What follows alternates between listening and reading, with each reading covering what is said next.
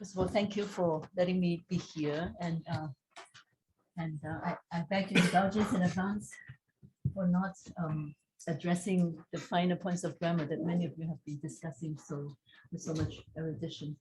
Let me just say that if we were to take this idea of grammar wars in the Chinese tradition, what we might have done, and the thing to remember is that this really makes sense only if you have the notion of difference, if you're in a multilingual environment. So if you have languages coming into contact, such as what we heard about yesterday. So for example, when Andy talked about Chinese and Sanskrit with Buddhism, when the whole question of translating Buddhist ideas comes up, or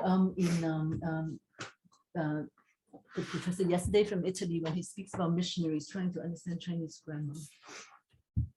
Or at the end of the 19th century, when China feels that it really needs to develop a language for grappling with all these new Western ideas, how to invent new terms. So part of those terms are actually imported via Japan's, meaning they came up with a compound first in Japan and then trying to took it over. And sometime in the 1920s, someone produced a dictionary called the Xin Erya, a new dictionary of terms. And Erya is a very ancient text from about, I don't remember for sure, 2nd, 3rd century BC. So this new dictionary would explain terms such as democracy, science, and so on and so forth. So if you take any of those inflection points, you can actually make a good argument about grammar wars, I think. Or if you are a historian and if you go to those conquest dynasties that Andy also mentioned, the Mongol dynasty, the Manchu dynasty, 13th to 14th century or 17th to the 19th century, you see how languages interact. So Professor Michal Biran, for example, would be able to tell you about, probably tell you about this script they try to use to transcribe different languages under Mongol rule. In Chinese, it's called Ba Si Ba Wen, so I don't know how to pronounce that in its original form, but Ba or something, that script. It's actually really interesting because there's a theory that the use of that script enabled the creation of a version of vernacular Chinese at that time. I haven't really studied that in great detail. One of my students wrote a dissertation on the literature from that period and devoted a chapter to that, which is yet another proof that you can supervise things that you don't know much about. Anyway, or you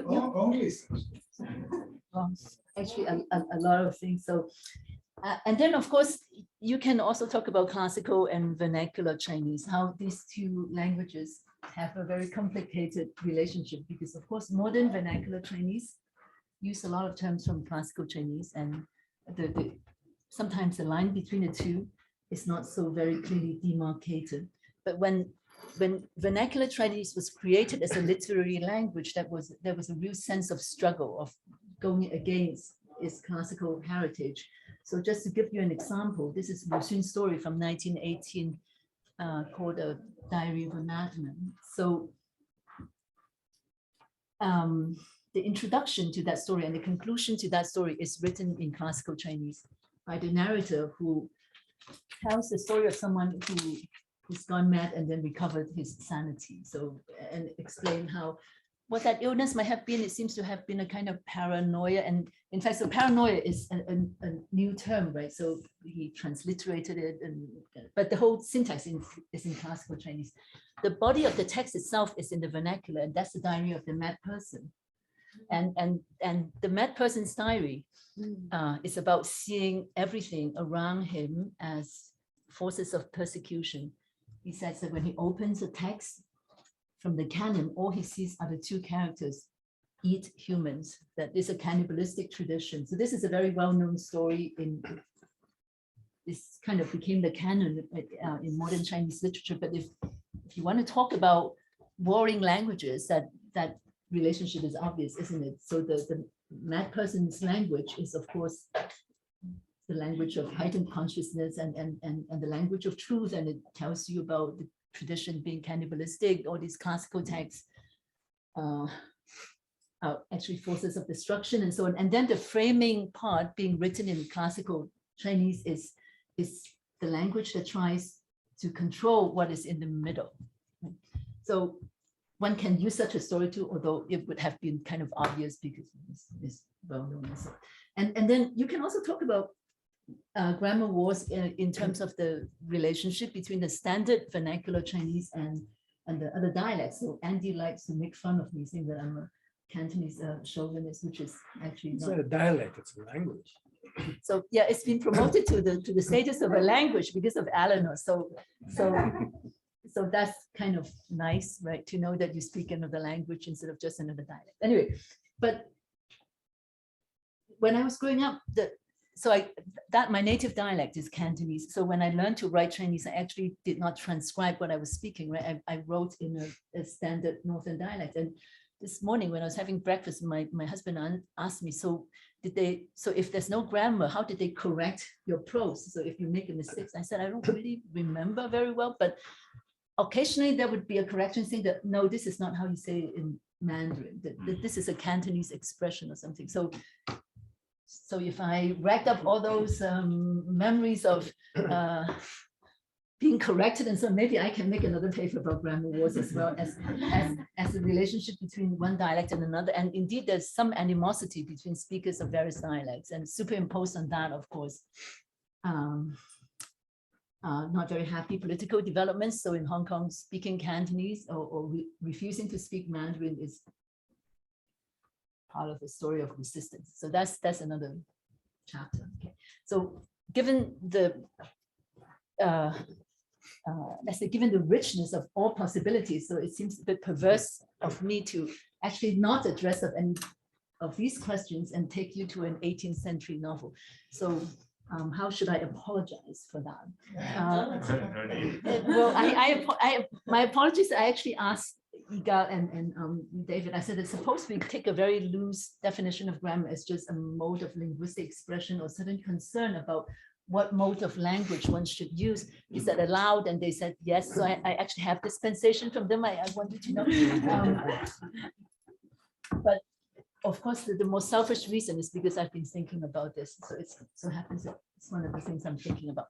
So I don't know whether any of you have time to look at the introduction, like the 5-page introduction to the novel that I sent. If you have not, you can even now open Wikipedia page and go to the Story of the Stone, get the 5-line summary about how this is an 18th century novel about a rich but declining family. The main character is actually a stone. This is because the goddess has to repair heaven. There's a hole in heaven, so she refines 36,501 stone, which happens to be one more than she needs. So the extra becomes our hero. So he's reborn into the human world, and the rest is about his adventures in the human world. For most of the novel, he's a young person. In fact, he kind of leaves the novel, goes off to become a monk when he's 19. So we're talking about a period of his youth.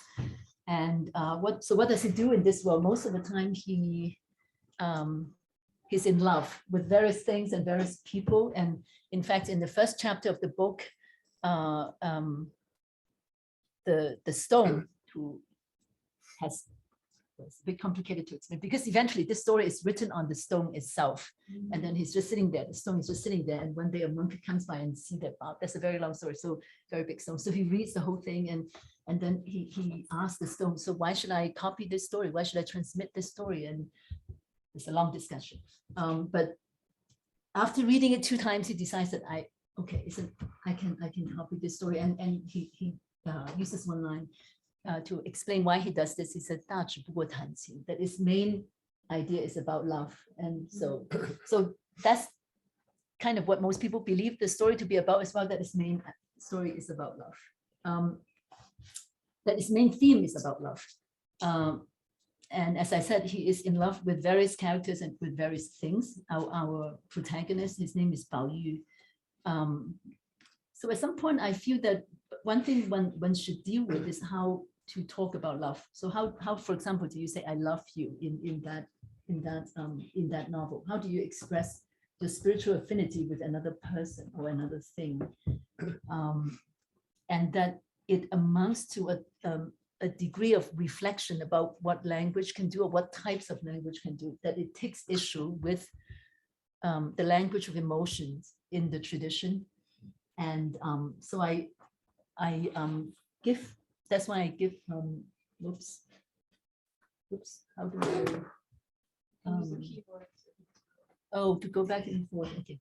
So I listed 4 things, but it's okay if we go with only 1, because, you know, who has the right to say, right? It doesn't really matter. So the first moment is what I call the lust of the mind. It describes a scene in the story in chapter 5 when our protagonist, who is at that time about 12 years old, has a dream. He visits this land of illusion, and he's guided by a goddess called Disenchantment.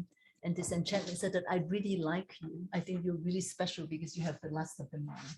And so the lust of the mind is a term that the author, in a sense, invents. And why do you need to invent a term? You invent a term because you believe that the type of emotions you're describing in this novel is different. And so he invents this compound. So if in the course of this discussion, we do not go beyond that first thing about lust of the mind, that's fine. Because, you know, when I teach the novel and come to this point and ask the students to think about what that means, it always takes up a whole class and we don't arrive at a conclusion. So that, you know, so that's fine. If we do only that, that's fine. But if we have time, then we'll go on to the rest. And the second thing I want to talk about is the language of romantic drama, which the book also uses, but in a new way. In some ways, actually questions the language of romantic drama.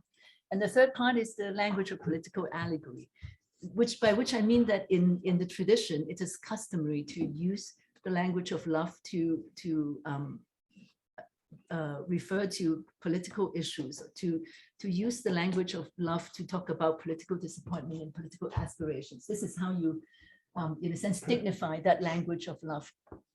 And our novel does something with that as well, basically turns that upside down, I think. And the last one is about how the language of love is used to turn into a language about moral improvement. And that is from chapter 111. So that's when the book is already by another author. So in a sense, it's that author's response to this whole question of how do I create a language of love or modify it and so on. So that's what I mean when I said that if we don't have time to do everything, that's perfectly fine. So let's just look at the passage itself. The font is prettier in the original, but I think nobody cares about the fonts. The Chinese font looks nicer on my computer. Anyway, so we can read it together. So basically, he enters this world, and Disenchantment tells him that there are all these people who abuse the language of love. Okay, I won't read it. You can read it for yourself.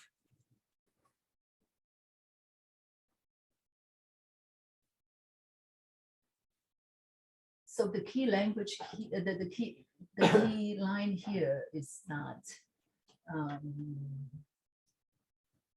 to appreciate beauty is already lust, to understand sentiments even more so, because there is a type of romantic literature that said that we actually don't descend into these vulgar aspects of sensuality. We talk about sentiments and beauty. And so here Disenchantment is proleptically saying that, no, that's not true, because if you appreciate beauty, that's already lust and so on. And then I love you because you're the most lustful person in the world. And Bao Yu, who is at that time a virgin, said that that's really kind of terrifying, because how dare I be guilty of lust and so on. Okay, so we finished that, right? So we can go to the next page.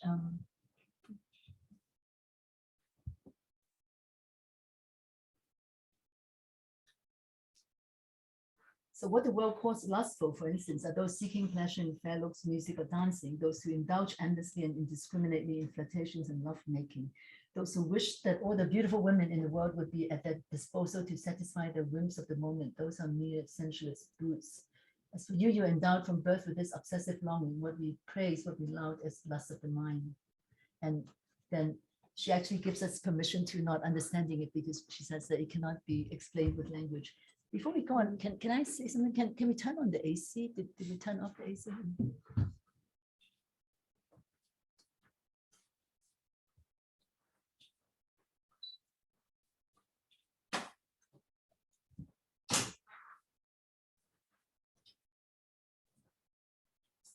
So, okay, so we can go on, right?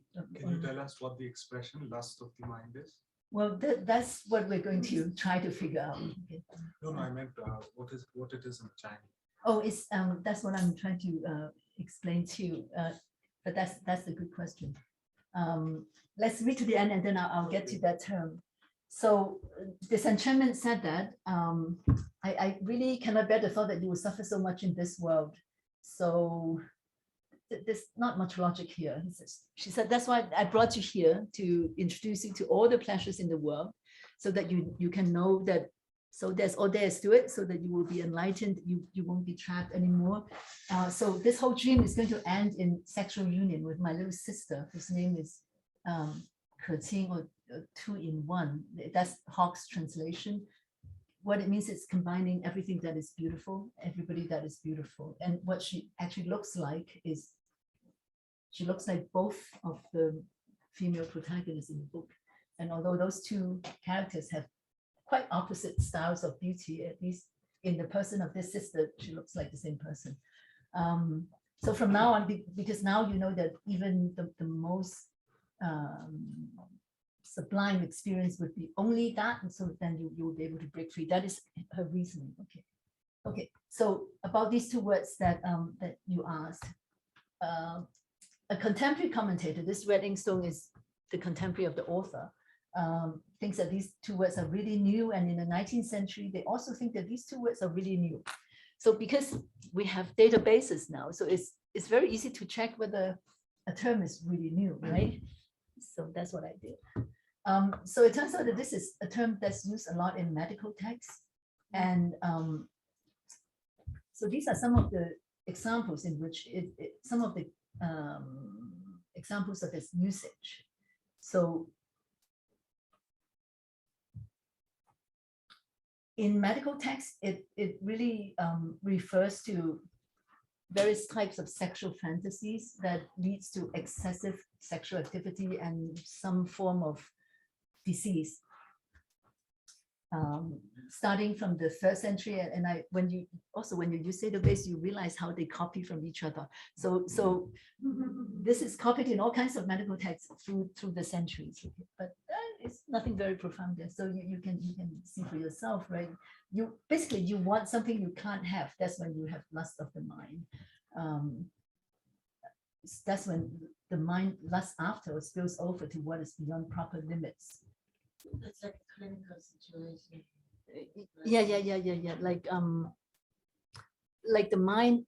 Chronicle problem. Well, if you look at that, it seems to imply that it's yeah, it can become chronicle. That is yeah, that is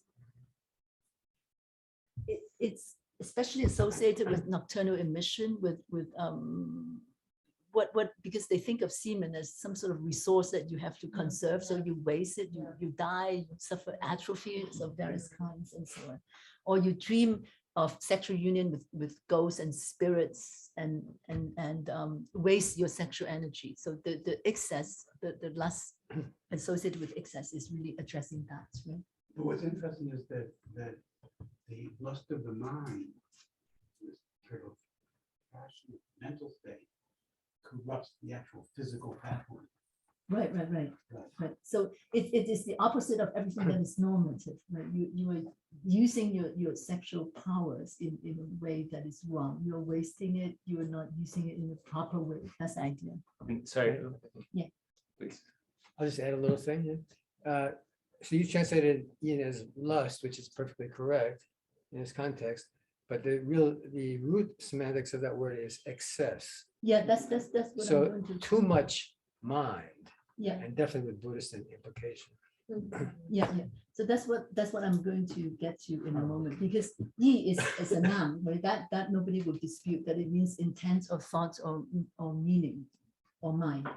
But yin is a problematic word because it can be a verb, it can be an adjective, it can be a noun. And if it is a verb, it just means to soak, to seep, to flood, to overflow, to diffuse, to wander. This is what I summarized from the longest possible list of dictionary definitions. To exceed proper limits, to release, to follow one's desires, to be indiscriminate, to indulge in, to be absorbed in, to be confused by, to be bewitched, or to have illicit sexual relations with. And as adjective, it just means vast or long-lasting or diffusive or sexually voracious. As a noun, it means excess, extravagance, indulgence, greed, licentiousness, deviance. So when we look at those medical texts, actually they're using yin as a noun-verb combination. So in those examples, I hope it is obvious in the translation as well, but basically the yin, the word that we translate as lust here, is used as a verb that is used with direct or indirect objects in medical texts. So you have your mind and then it lusts after these things. And what is new here is this enchantment is proposing a noun combination. So what happens when you have a noun compound like that? That's what Andy talks about yesterday or the day before as well, right? Do you actually produce a new idea? Do they modify each other?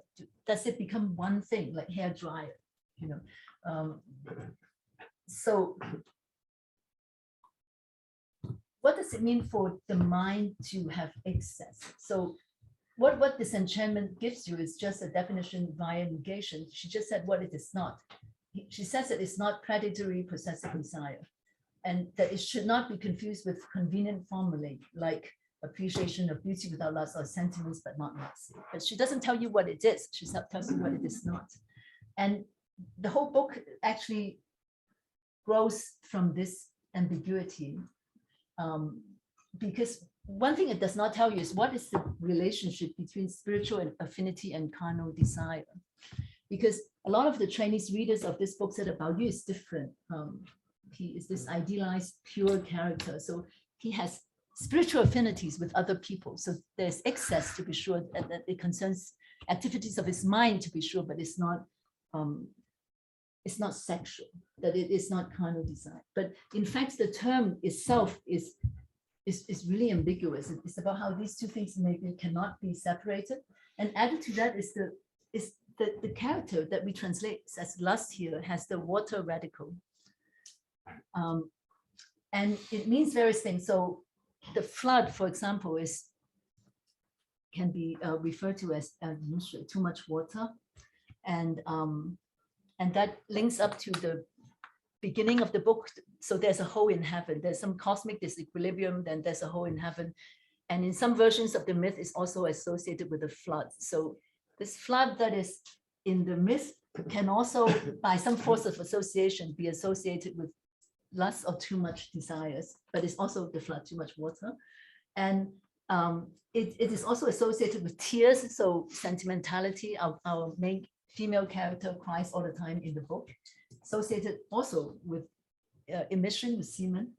Our rejected stone, after he's being rejected as the stone, in one version of the manuscript, wanders off and becomes a gardener and waters a plant. So it's associated with that water, that which is giving love and life to another being. And so it's also that water. So if you think of the multifarious meanings of this water and this lust and so on, so it's both that which is life-giving and love-giving, but also a force of destruction, but also sentiments, but also lust and so on. So it has all these meanings, right? And the book then seems to be working this out. This seems to be worked out for the rest of the book. That's the implication, because Disenchantment said that I cannot explain this, but all the commentators said that yes, of course, because it takes a whole book to get to understand this concept. So I'm just trying to see whether I do more with this. I don't know why I'm so hot here. What's wrong with this? Because the AC used to be too cold, but today it's just not working. I lowered this. Can I ask a question? Yeah. So is the mind the subject of the object of the flooding, or can it be either? Like, does something flood the mind, or does the mind do the flooding? So that's an excellent question. And can you take the relationship different ways? Like, can it be a genitive relationship between the flooding and the mind, or a locative relationship between flooding and the mind? Or you can only take it. I'm not sure I can answer that, but one thing for sure is that you take it in many ways. I think it's very deliberately ambiguous. So in you may remember in the book of Matthew, there's this passage about how if you see a woman and lust after her, then you're already guilty of adultery and so on. So I checked the modern Chinese translation of the Bible to see if they use this term lust of the mind to translate it. And unfortunately they don't, but in fact, it would be appropriate to translate it as that as well. And in contemporary usage, this has become a common term in modern Chinese, right? In contemporary usage, it just means that you are not actually guilty of illicit sexual relations, but in your mind, you are guilty of it. You already in your mind have sexual relations with that object. So that's how the term is used in modern Chinese. But because I have such a ungrammatical mind, meaning I'm not sure I even understand locative and genitive in a proper way. But what I'm trying to say is the mind can be the subject, right, that has this infinite power of lust, of spilling over, of going everywhere. So if you take that, then it doesn't have to be transgressive. It just means that the mind has this limitless power of connecting with other things, or of associating with other things. Like you can look at a flower and already feel deep affinity with it. And that's also a kind of lust of the mind, if you take the mind as the object of doing that, right? Or you can also take the mind as something being overpowered by all these feelings and then driven to do things. You can take it that way too. But you can also take it in the way of transgression, that the mind lusts after what is not within its proper province, what is off limit to it in sexual and other terms. But if you take it in a positive way, then it just means that your mind has infinite power, that it can do all these things. It's not always a negative.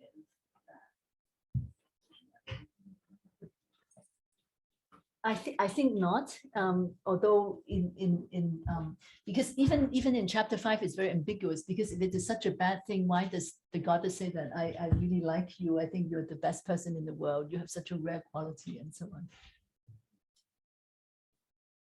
But it's also not unambiguously a good quality, because she says that, well, but then this would get you to a lot of troubles in the world, so I'm really going to help you and cure you of it. Of course, the cure is very ambiguous, because the cure is actually sexual initiation with her sister, who looks like everything that is beautiful in the world. And yeah, so. I wanted to ask about the first one, when you have to appreciate beauty is already lust. So I was wondering about this concept of beauty. What does it mean in this context, and what nuances the English word beauty fails to capture? I think the connotations is actually Buddhist, because so is beauty or color or form. That's the word that I pointed out the other day, equals rupa. But it also means yeah. So phenomenal reality is also that word, is so to be enamored of forms of this world is already lust, right? So it's not narrowly beautiful, but everything that is sensually appealing, everything that speaks to your senses, phenomenal reality. Yeah. So going back to the previous slide, a bit of I guess more technical question. Say there was the discussion whether this is a noun verb combination or noun-noun combination. Is there like syntax difference in Chinese between those two compounds? Like, is this purely like semantic discussion, or even like you can see it in the grammar of the way the text is written? Can I say something? I have an answer to that. Please do, please do. I don't know if you're going to agree with this, but usually when you have a noun-noun compound in Chinese, it's more often simply the A of B, or the B of A. It's simply that. But if there's any kind of sense of syntax, something doing something and something else, usually the first part is the agent, and the second part is the thing that's acting upon. Usually, right? So if it's E, you wouldn't if you want to say it's overflowing the mind, you would say E. You switch the order. Does that work? So what are you saying? What do you propose then? I'm just saying this has to do with, and your Tom's question was, does it have to do with the underlying grammar of compounds? So, so this is a really important question. Okay, I just feel that I'm not sure I totally understand everything you're saying. It just has to do with my own deficiency with grammar. I think it's probably the worst person to be in this conference. But Actually, I think you might have slightly misunderstood my question. I mean, that's also good to know, but I think more of in the sense of, you know, average Chinese speaking person without like a linguistic background reads like this compound in those old medical texts and in the novel here will be like they be able to see that because of the syntax around it of the sentence that no, here it's a noun as opposed to in the older text it's a noun word, or is it purely sort of a discussion of what did the author mean? I think they would see that it's a noun compound, but whether it is a noun verb compound or noun compound is not clear. But the noun compound is also complicated. Does it mean A of B or B of A, or is A, B one thing? Okay. Because there's some compounds like, you know, so the word for thing in modern colloquial Chinese is don't see, right? East and west. So, but nobody thinks of east and west. It's a thing, or the height of something is, or the measurement, you can say 上下, above, below. So nobody thinks of above, below, but above, below becomes a concept that is totally melded together, that is about measurement. Also, this kind of analysis breaks down in Chinese because you don't have set parts of speech. So it can be a noun or a verb. So it can be, you know, the second word can mean overflowing, being excessive, or it can just be making a noun out of it. And there's no sense of a need to decide which it is. If I may, just a few words. The only thing we should all agree about is that what comes before determines what came after, right? So like we can say that yi modifies yin and not the opposite, right? Yeah, the only thing we could But why agree yin? about. But yin can also modify yi, right? The excess can Yes, modify in mind. the opposite, in Right. the opposite order, like yin and yin. Right. The yi, which is yin, Mhm. because the determining part is what comes in front. I guess that's right, but because ultimately it's not about, but it's complicated because yeah, again, my deficiency is working against me. But what I'm trying to say is that if the mind modifies lust, instead of lust modifying the mind, if the word mind actually modifies lust, then it means that you rethink what is lust as well, which is entirely plausible, right? That you don't think of lust as just a sexual act or an act of transgression, but that it's modified by mind. So it is something mental. So you can work it the other way too. So A of B and B of A both works in that sense.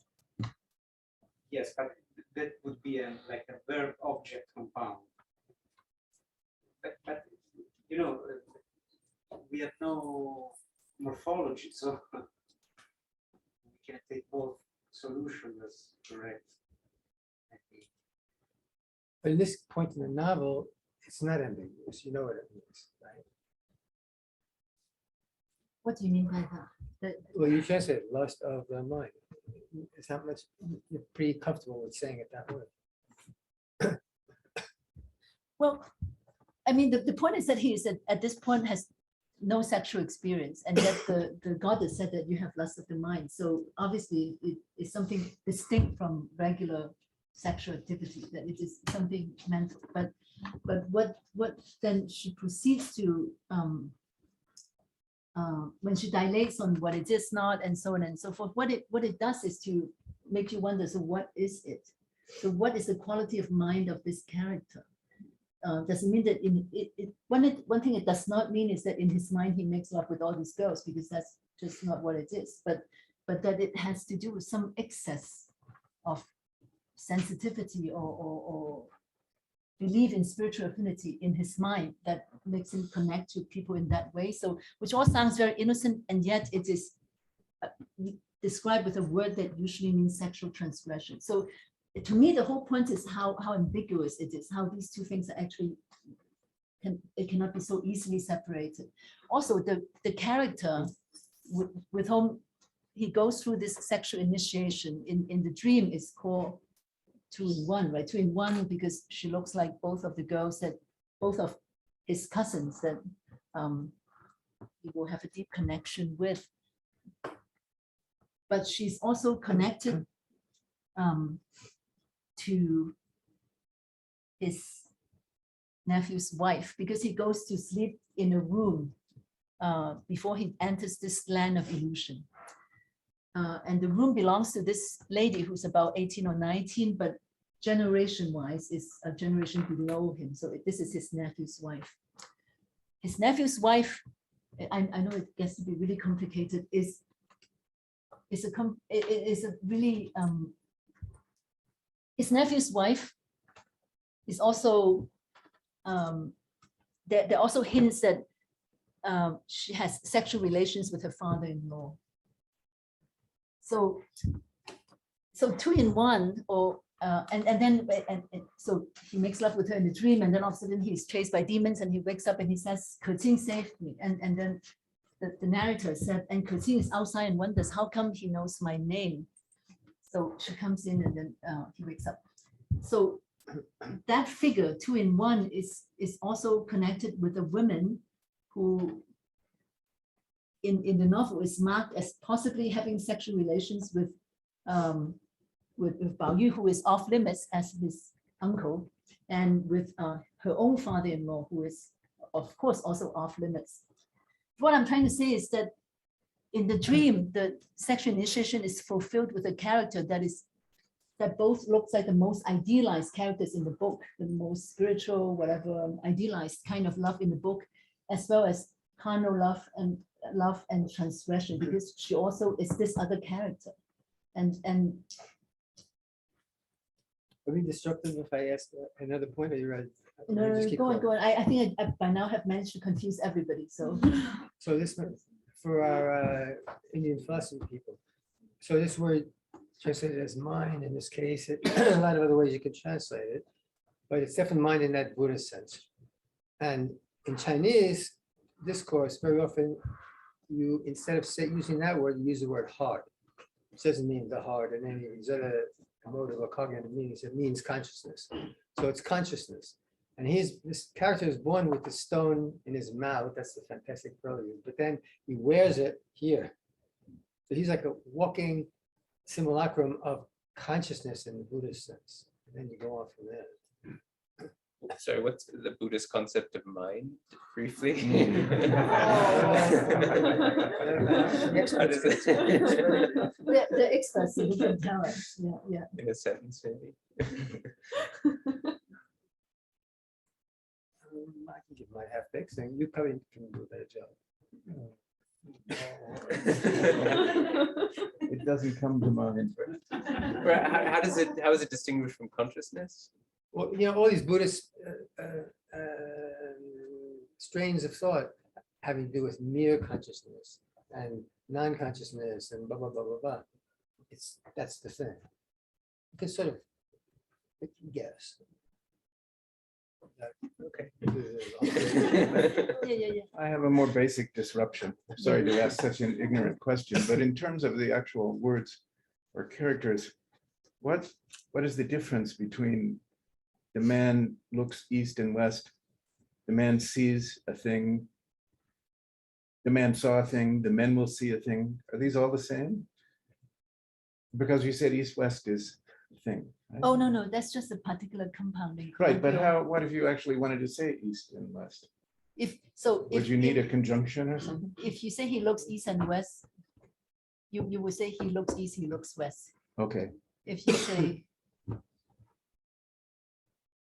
you also can't say he sees a thing. You need to he sees, and then there will be a thing. You can't just say he sees. And east, also, west. he sees something, there's some word to make it indefinite, Yes, yes, yes, you will use a compound to indicate something. and also for future and past. You will use a word to indicate that it will happen in the future. Yeah, or to 会看到, 看过, right? So you will add some words to show that it's happening in the future, in the past. Yeah. Okay, so it's not quite as wide open as I originally thought. I hope not. Yeah. I mean, No, I mean, anyone who sees the east-west combination in actual use mhm. will recognize that as meaning I think, thing without even thinking about yes, yes. it. Okay. Yeah, yes. Two questions. Like, is this the problem of excess? Is there like a hierarchy that, oh, there's excess of hunger, this is it's this terrible, but this kind of excess is extremely unacceptable? And is the idea of this relationship between spiritual affinity and carnal desire, is it something new which was in this text, or was this idea being explored at that time? So this is a great question. So I think excess as a rule is not something the tradition smiles on, right? Because moderation, restraint, and balance, order, all these are such important ideas. So excess itself is not good in general. Okay, so that's a given. Whether in terms of passing emotions, whether you make distinctions between spiritual affinity and carnal desire, it's usually not a problem in the tradition before, I would say. There's very frank description of sexuality very often, and sometimes it's in erotic fiction and all that, but even if not in romantic drama and so on, they meet, they make love and so on, it's not considered a problem. So the state of unfulfillment, let's say if you long for someone, you're not having sex with that person, but you're just thinking of him and longing for him or her and all that. That I don't think that is isolated as a poetic theme before, because there's a lot of poetry about pining and longing and so on, but whether this is marked as someone you have not slept with or not, that's just not an issue. That's not part of the discussion, right?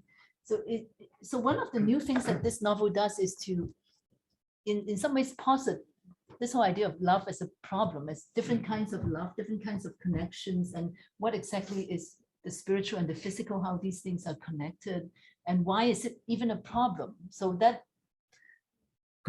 that is part of what is new in the book. And I think one thing is that, so this excess is connected with a state of lack, because he is originally the stone that is considered not good enough to repair heaven. So he's born with this sense of lack. And so his longing, his desire would be infinite, because he's infinitely lacking. So I think that idea is new, because this image of not being good to repair heaven, being just put aside and so on, that too, as a poetic trope, is not new, because you have it in earlier poetry. But it usually just means that I'm suffering this great political disappointment. I can help to right the ship of state. I can do great things, but I'm not allowed to do it. So I'm not repairing heaven. So that is how it is used. But what this author does is to take that trope and then connect it to a state of emotional excess in this world. About, he then turns it into a problem of not finding a place in the world, but being overcompensated for it by having this excessive power, this excessive sensibility, this excessive emotions, this power to connect with everything. So I think that, so in other words, this connecting this excess and lack is something that is new in the book. Yeah. Yeah, I think that one of the interesting parts about the scene that you chose to show us is that he might have had this excess, or maybe he was born with it. But this, in the scene, she sort of explains to him what it is, and in a sense, she makes him into that because of the initiation, and he becomes, actually, I think, after he might have not been aware, and like he says, I'm just a boy, or I'm just a child, yeah, I'm yeah. just a child, but after the dream is over, he's not a child anymore, right? So she sort of explains to him what he is, and in that sense, she changes him, and he maybe becomes this actualist in the rest of Right, yeah. So that is all true. That is all true. Although, so this is chapter 5. We actually meet him in person in chapter 3 already, and this is when his cousin comes into the household, and he sees this girl, and he said that I have seen her before. I've seen her before. And he has seen her before because she is that flower that he waters in heaven. So because the stone becomes a garden, he waters this flower becomes his girl, and so there's this kind of so in other words, even in that moment of first encounter, it's as if they've known each other in previous lives. So there's already this very deep emotional connection. So emotional excess is not something that happens only after chapter 5. And then he says to this girl, does she also have a jade around her neck?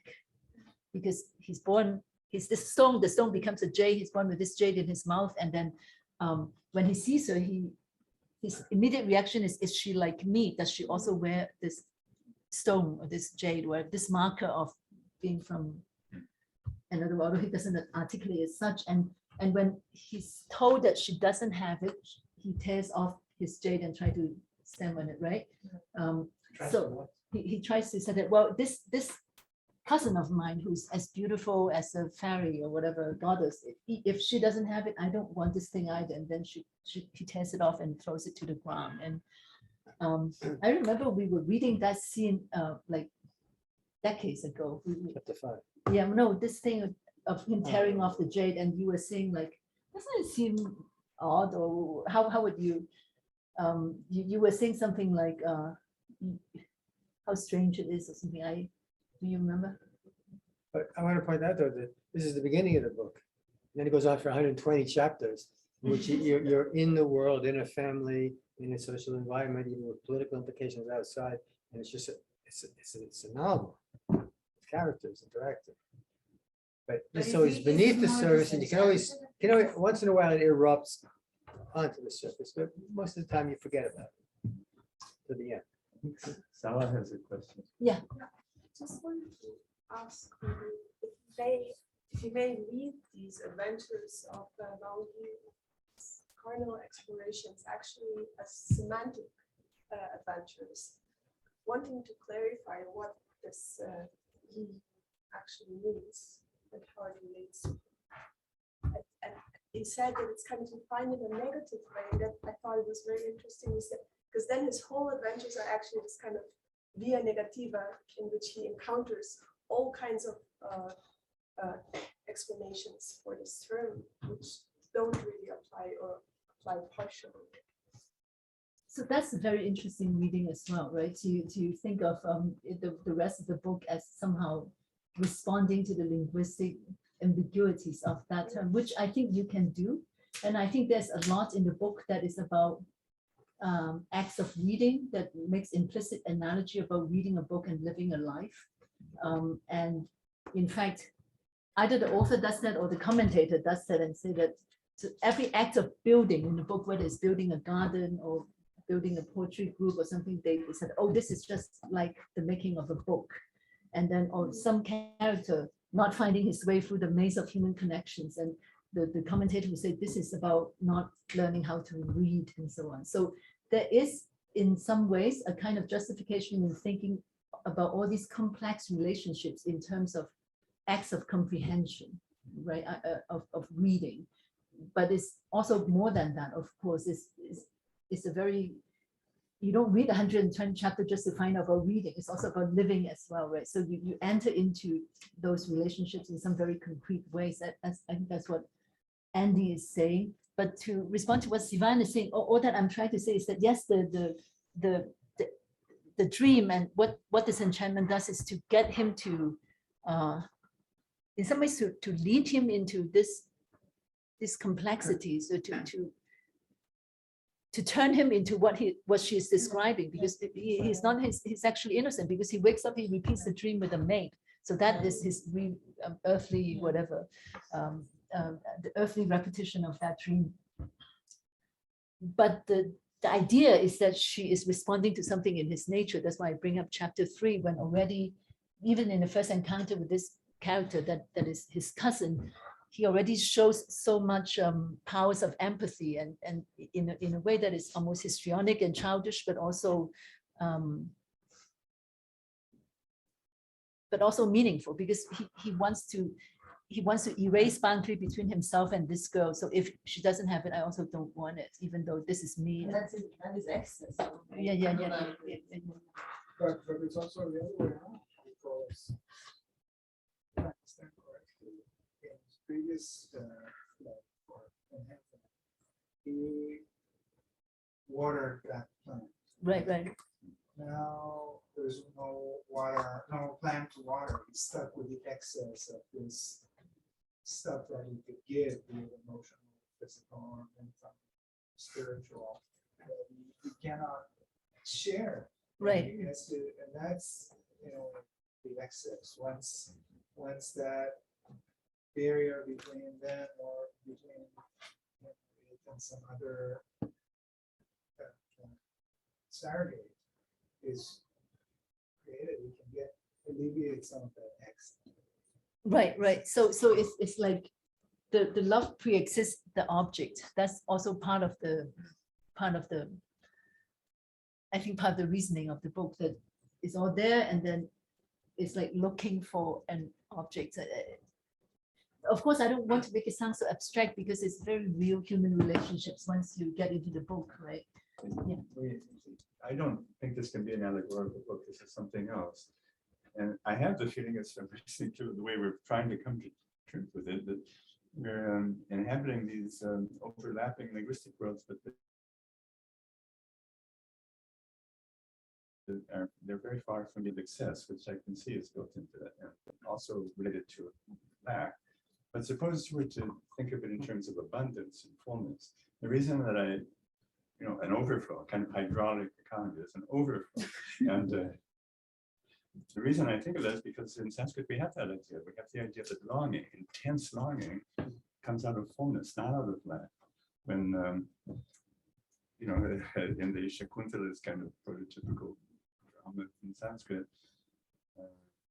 Very famous verse says, when you see something beautiful or hear some very beautiful music or something like that, you're filled with a kind of overwhelming longing. It comes out of the fullness, not out of that. I'm wondering whether something like that could I can see that there's like a kind of rich and complex ambiguity and ambivalence built into the whole story somehow. But I'm wondering if the terms that we're using are not somehow slightly off the mark. It's like too much empathy also. One of your definitions for the Ying is like too much empathy. But suppose you have like an abundance of empathy. It might get you in trouble. That's a Buddhist theme, actually. But it might not necessarily be negatively valued. Well, all that I can say is that the idea of fullness and abundance, you find it in canonical texts as well, right? So in the Book of Changes, it talks about how these opposite forces is a kind of like self-generating force that will allow all things to come into being, and the image associated with that is indeed that of fullness and a life force, right? But that's not what we're using here. I think the word yin actually does have this sense of does have this negative connotations when we talk about excess, right? As the same in English, and the lack is in Chinese is not sufficient, so or not sufficient or not good enough. And there are a lot of cases when the Chinese and the English don't match, but I would say that in this particular case that they actually happen to match. Yeah. David, your idea is beautiful and it would work in a different novel, but not in this novel. Okay. It just doesn't go that way. Well, in the play where it occurs, the verse that you're talking about specifically refers to attachments formed in previous lifetimes that cannot be left behind, even though you're no longer consciously aware of them. But here, apparently, he remains consciously aware of. He doesn't, because he said, I've seen her before, but it's Oh. not as if he picks up on it, but I've seen her before because she's the flower. What novel are you talking about? No, I'm saying it doesn't apply. No, but the other, what is it? Another novel is. Another novel in India. Yeah, but when you talk about excess, excess presupposes that there are boundaries. Yes. Right? You're exceeding boundaries. Right, right. But what David's talking about, I think, is a kind of boundless urge, desire, right? There's a Which is- It's restlessness. like overflowing, it's like emanation. It's simply like the spring that goes in all directions, all right, Yeah. has no limits whatsoever. In that sense, it's I by think nature. it's an empirical observation, first of all, but it may not apply to the novel, apparently not. That, haven't you experienced the fact that like, you've seen something that is just so beautiful and you're feeling such fullness in it that it creates a kind of restlessness. Yeah, A yeah. restlessness. Right, but all that is true. All that is true here too. Meaning, when we use the word excess, there is indeed a negative connotations, right? But when we read the book, the whole project of the book is to draw you into the sensibility of that character, and you don't feel that this excess is a bad thing because it allows this most beautiful of world to unfold, and you can participate in his loves, his emotions, and so on. So in that sense, yes, it is about. So his powers of empathy is also about inviting you to participate in those powers as well. And the pleasure of reading the book has to do with that. But there can still be this kind of negative connotation. What you're talking about, which is what Yigal was suggesting with the superfluity. Yeah. That no one object requires the boundless love, desire, okay? But something turns out to be superfluous about the desire. And it's unnecessary, so in some sense, excessive in a negative sense. You use the word boundless, it's a very good word here because it's not just quantitatively excessive, it's eliminating or effacing boundaries, having no boundaries. As you can tell, everyone, in Jewish philosophy, the idea of creation of the universe is often explained not in terms of infinite expansion, but containment. Yeah, right. So, I have a very different kind of question. I don't want to yeah. interrupt the discussion, but to take us outside the novel for a second, you mentioned in passing that the goal is to bring us into the sort of sentiments of the character. And that made me wonder more generally about the sort of goals of this novel. I mean, is it addressing an audience to educate them in some way, to entertain them? And does that potentially relate to the sort of larger themes of grammar wars and education, because this text, I suppose, becomes a classic in some way. So it's also must be used to teach language at some point in time. Was that one of the explicit intentions of the author, or is that something that ends up happening almost by accident later? So this is happening at the end of the tradition already, right? This is an 18th century novel. So it circulated in manuscript form for about 30 years before it was published in 1791 or 1792. And then in the 19th century, it did become extremely popular. And then it is also true that in the school curriculum, now and then they would use a chapter from it. So, and when I was growing up, they did use a chapter from it, but they didn't use any of the chapters that have to do with sex or longing or anything. They choose a chapter about this country woman coming to visit this place. So kind of, you know, unambiguous social commentary type of chapters. But you don't learn to write Chinese through this novel, if that's what you mean. It is also true that modern vernacular Chinese came into being because of a body of literature written in vernacular Chinese from about 16th to 19th century, and this is one of them. But as for explicitly using this as a model for language learning, no. But people people do appreciate its linguistic quality, which you can now appreciate also in Hebrew because of Andy's translation. So I just really sincerely hope I'm not wasting your time, but this is very interesting for me because as I said, I don't have a grammatical mind, but I do think that there's not a grammatical question, but there's so this lust of the mind is one of the linguistic nexus in the novel that I think is really ambiguous and important for grasping what it is. And it's also true that it's a term that you can then parse in all kinds of grammatical ways to make it mean different things and to think about its polysemy and ambiguity. So if even for an ungrammaticalized person like myself to be forced to think in those ways actually helped me parse that term. That's all. That's why I even bring it in. But the main thing is, as I said here, it can mean all these things, right? So in modern usage, it comes to mean actually sexual acts that you do in your mind. But in the book, it has to do with this diffuse and boundless longing and this unconditional and unexamined faith in spiritual affinity.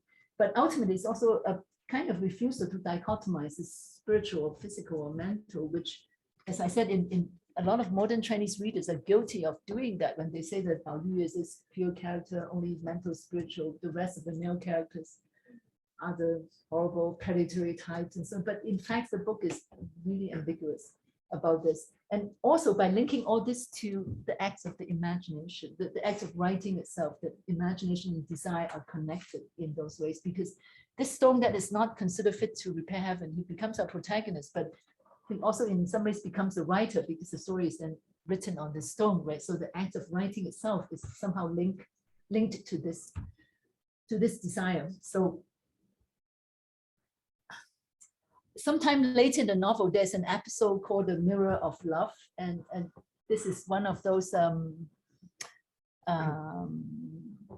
crude characters who really, his mind is only devoted to sexually possessing what is not his. So this character is wandering in the garden and then falls in love with his cousin's wife and then is duped into believing that she wants an assignation when all she wants to do is to trick him, and in the end he gets sick, and then a monk gives him a mirror and to cure him.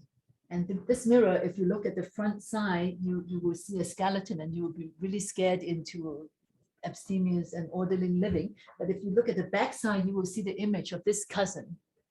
And so he tells him, you look only at the front and not at the back. Okay, of course, he's human, so he looks only at the back. He looks at the back, and then he enters the mirror and makes love with this woman endlessly and until he dies from it. So in some ways, you can see that that episode, this lasts for about 2 or 3 chapters, from about chapter 11 to 12 or so. So in some ways, this is also an illustration of the lust of the mind, but in its medical sense, in its crude sense of, you know, just making love with the ghost or spirit and then dying because of it and so on. So this is one instantiation of it, and the visit to the land of illusion is another. So in some ways, you can say that, I can say that,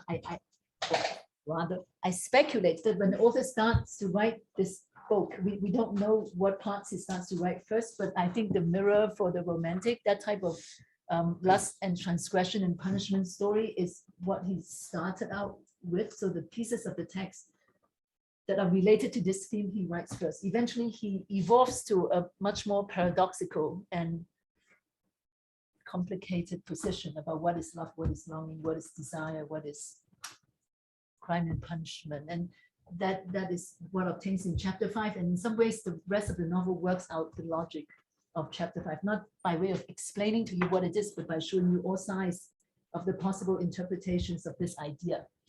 By the way, this motif of the two-sided mirror, very common in medieval European literature.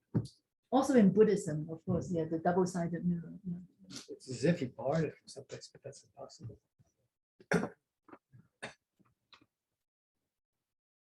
So I only have 20 minutes left, but I don't know where are we? Okay, so this is all, none of this is really relevant. So then I thought, if we think about language or grammar in the broader sense, what exactly is the language of love in tradition? What type of motifs are we talking about? What type of poetry are we talking about? So the rest is just my free association. Okay, we don't have to go through any of them. This is a simple one. This is a soldier's song, supposedly from one of the earliest collection, and this type of poems is just about declaration that is very straightforward. I will grow old with you.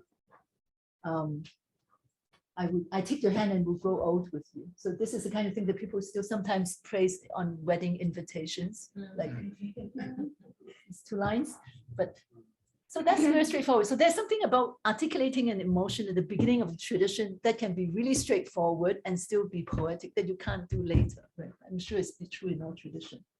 Or this is also relatively early about Go back to the previous poem just for a moment. Are you sure that the soldier is not talking to the other soldier? Anything is possible. Yeah, we don't know. I mean, this is also this type of poetry that is oral in its origins and then only later. And whether it is a soldier or not, we also don't know. This is just a traditional interpretation. Yeah. And this is probably in the context of that collection, relatively late, so probably 6th century instead of 9th century, 6th century pieces. Anyway, we can actually skip all that because it's not relevant. I only 20 minutes, but on the other hand, why not? So this is a ballad from the 2nd century. Again, about a vow of love. Very simple. I will love you forever. Only then will I break up with you.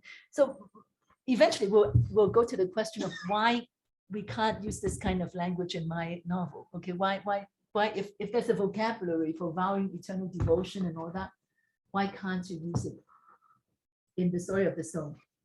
This is another one from the 4th, 5th century about a man in love with a woman who is not available to him. So he has a fantasy, he has 10 fantasies, this is 4 of them, about being close to an object that will allow, about becoming an object that will allow him to be close to the lady. So suppose I become your shoe.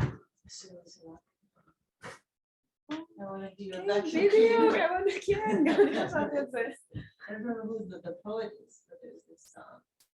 Yeah, the Arctic Monkeys. No, they did. There's a It's poet, cool. and they took his Arctic Monkeys. Your vacuum cleaner, the lotions, cosmetics. Right. So he wants to be the shoe, right? But even if, let's say, even if you really can become the shoe, that's really not good enough because there will be moments when you take off the shoe. You have to take it off. Suppose I become your shadow. That sounds pretty good. But what if you walk under a tree and then there's too much shade? Suppose I were your candle, but then there will be daylight. Suppose I become the wood that becomes a musical instrument on your lap. But music has this trick of turning into sadness when there's too much gladness, and there will be the moment you push me aside. So in other words, even if your fantasy is fulfilled, time will be the enemy. Anyway, why are we looking at this? Is no justification, just my free association. So this is another one. This one from the 11th century. So what I'm getting at is that there is also a vocabulary for talking about unfulfillment, and why does that not translate into honor? So this is another example, like about a lover that he no longer sees, and he compares himself to the windblown clouds over the river, and his feelings like catkins clinging to the ground after rain. So and there is a type of, and one of the dominant traditions is to talk about abandonment, about women writing in the voice of women anyway, writing about their abandonment. Here she compares herself to a fan that has this moment when there's need for it, but when the weather is hot, in other words, but then autumn will come and then she will be cast aside. So in fact, this is one of the dominant traditions, and this is one thing that actually does not make its way into the story of the song. This type of poetry of abandonment, or a vaguer sense of longing, like this Li Bai poem from the 8th century. You are not even sure who is speaking, but someone is looking. And she seems to be looking because of an absent lover. So this type of syntax, this type of emotions, you do find a little bit in the story of the stone, but you know, subtle and delicate and not very definite. This one, let's skip. I just want to say that one of the sources of talking about love in tradition is romantic drama. And when you're talking about a tradition where men and women actually have no occasion to meet, how do you create? You know, it's not like a Jane Austen novel that they could go to assembly or the ball or anything of the sort, right? There's no social occasion to meet. So how do you create a love story? So often it's about some secret assignation in the garden or a chance encounter. So this is just one example where the girl is in the garden, the man is passing by on a horse, and they see each other. And that's the moment they see each other. And then they vow to love each other forever. Okay, so I have only 15 minutes, so maybe I'll just summarize the argument. What I would be trying to say, what I'm trying to say is that of all the languages of love available to the author of the Story of the Stone, he actually doesn't use them. And one of the idioms, one set of idiom available to him is from romantic drama. And so there's a very important chapter in the book, chapter 23, when our character reads a play under a tree, and this is a play, a romantic play, and they both read the play together, and then they learn the language of that play, how to express your desire for each other through the play. But my point is that instead of using that language to just in a straightforward way articulate desire, that play those plays become a venue to think about mortality instead, about evanescence and mortality. So it's a very tricky thing. So romantic plays, yes, use of it to be sure, but then instead of learning the lesson about love, they learn the lesson of death. So there's something strange going on there. Okay, so this is that passage. They took the play, The Western Wing, and he opened it. Just as he came to the line, petals falling in hosts of red. So that is a line from the play. And now, because the petals are falling on him, so as the book and his world become one. And then he's worried that he would dump the flowers on the ground, and then people will step on them. He worries about them. And so Reddington, the commentator, said that this is love for the incensation. So this is part of this lust of the mind. So he loves the fallen petals as well. So he wants to collect them and dump them in water. And then his cousin comes. This is the cousin who is a flower in the former life. Okay. And the cousin said, don't dump the water here because water is clean and pure here, but once it flows outside, it gets mixed up with all that is dirty outside. And so the best thing is to bury it, okay? I'm sorry, I really feel that I'm testing your patience, but No. and Bao Yu, listening to this and is really happy about this idea. So let me help you with this. And Linda, you asked him, so what are you reading? Well, just nothing but the canonical classics. And I said that, well, come on, that can't be true. And then it turns out that it's this play which she has never heard of before, and so she reads it. So I have to tell you that I try to determine whether you can read the whole play in an hour. Okay, so I actually read the whole play to make sure that you can read it in an hour. If you don't read the commentaries, you can read it in an hour or so. Okay, so she reads it, and then at the end of it, you quote a line from it. I'm that body plagued by too many sorrows and ailments, and you are that beauty that topples kingdoms and cities. So the line in red are the lines from the play.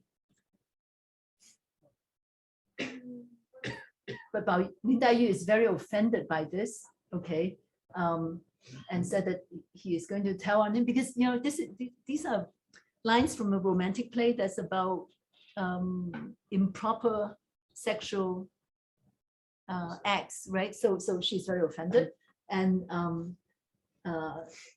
warns him that she will tell on him. He is very scared and makes some sort of silly jokes. And then she said to him, "You turn out to be that spouting shoots that will not shoot straight. You are just a soldier spear that looks like silver." So that's a line also from the play. It's spoken by the maid in the play. And Bao Yu said that, "Well, I will tell on you too." And Dai Yu said that you are not the only one who can memorize the book by just reading it through once, right? And so at the end of this, they said that let's not argue anymore. Let's bury the flowers. So the scene ends with them burying the flowers. So I have to explain a little bit in the 10 minutes remaining to me. Okay, if you're interested, I'll send you the file because I think this is like 1/3 of the file, so which is totally fine. But so something about this garden. So in the middle of the novel, the garden is not in the middle. In chapter 17, a garden is being built. That garden is built in an in-between space between the eastern side of the family and the western side of the family. And in fact, the source of its water is from the eastern side of the family.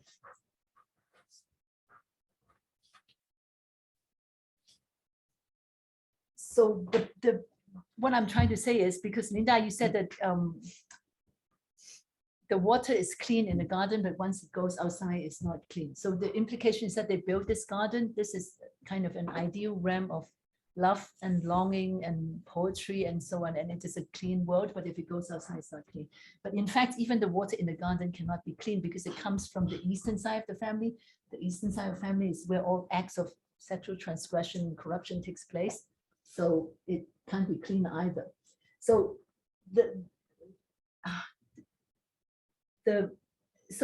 it's against this backdrop of the world being not clean, and you try to preserve purity and love in this place, and you try to do so through the language of romantic drama. But one point to notice about the play is that the play is a love story, but the fact that they read 16 scenes, it means that they're reading a version of the story that ends not in tragedy, but I'm trying to think of a way to explain this without confusing everybody. Okay, so the play, and I've only 10 minutes. The play is based on a story from the 9th century. Okay, the play is very simple. It's about a boy meeting a girl, and they develop a love affair, and then it ends with their separation. And in the original 9th century story, it ends badly. But in the 14th century play, he comes back, they're reunited. So that's the version of the play they're supposed to have read, but they read 16 scenes, which means that they read the version of the play that ends with a separation and ends with him going away.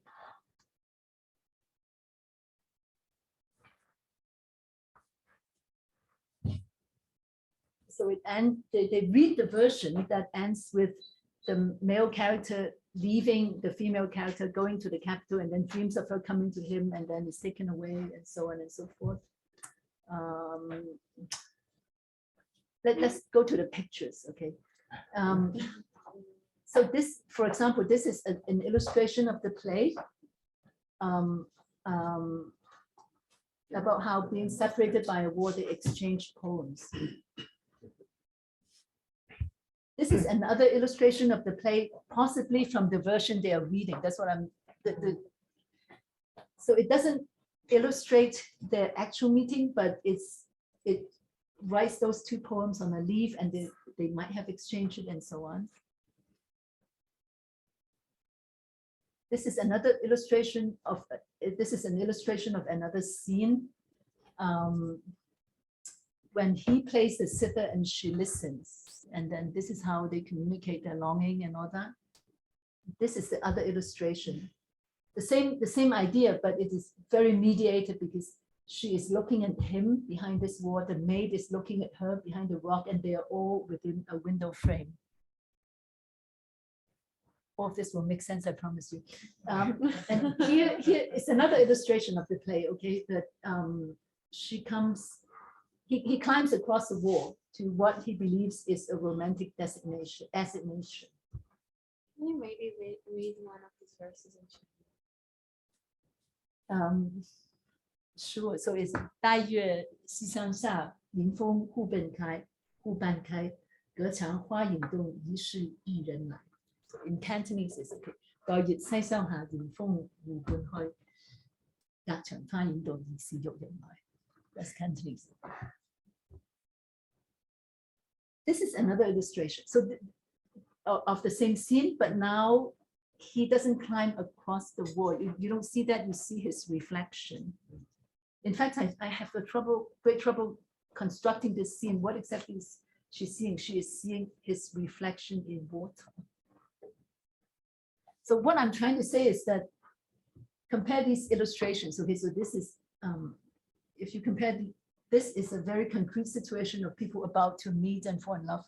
But you can also think about it in a very mediated way about, just two poems. There's some connection maybe, and so on. Or that she listens to him playing the music, that's one way to illustrate it. Or it's all mediated and everything is illusory. He could be coming to meet her, right? A real assignation, actually in the story, when he shows up, she said that that's not what I meant at all. Okay, so it doesn't end with them consummating the relationship in this first encounter, but him climbing across the wall is one of the most common tropes in 16th and 17th century literature. This is often used. Or he's climbing as a shadow. What I'm saying is that this is supposed to be the most romantic play, but there is at least one set of illustrations that takes the idea of love in a way that is much more about illusion and evanescence and insubstantiality, about not being able to fulfill that desire, even being able to fulfill that desire, but representing that through images that suggest illusion and insubstantiality. And because this set of illustrations belong to a set, and I don't know, I think the other kinds of text, this particular set of illustrations is actually in Germany, in Cologne. The set to which it belongs is in the Beijing Library. So I'm not saying that that's a set that our characters read, but I think this is one interpretation of the play that gets into the writing of that scene. And I'm not saying that they read the play and understand the lesson of illusion and death and insubstantiality, but I'm saying that these images enter into the depiction of that scene, that even if they seem to be initiated into love, then all this language about, all these images about illusion and insubstantiality becomes part of the story. Because the language of the Western wing of that play, some of it is very explicit, as I show here. Some of it very sentimental, like the last quotation, but it's also a very frank description of making love and so on. And some of this are the lines, the red lines are the lines quoted in the play.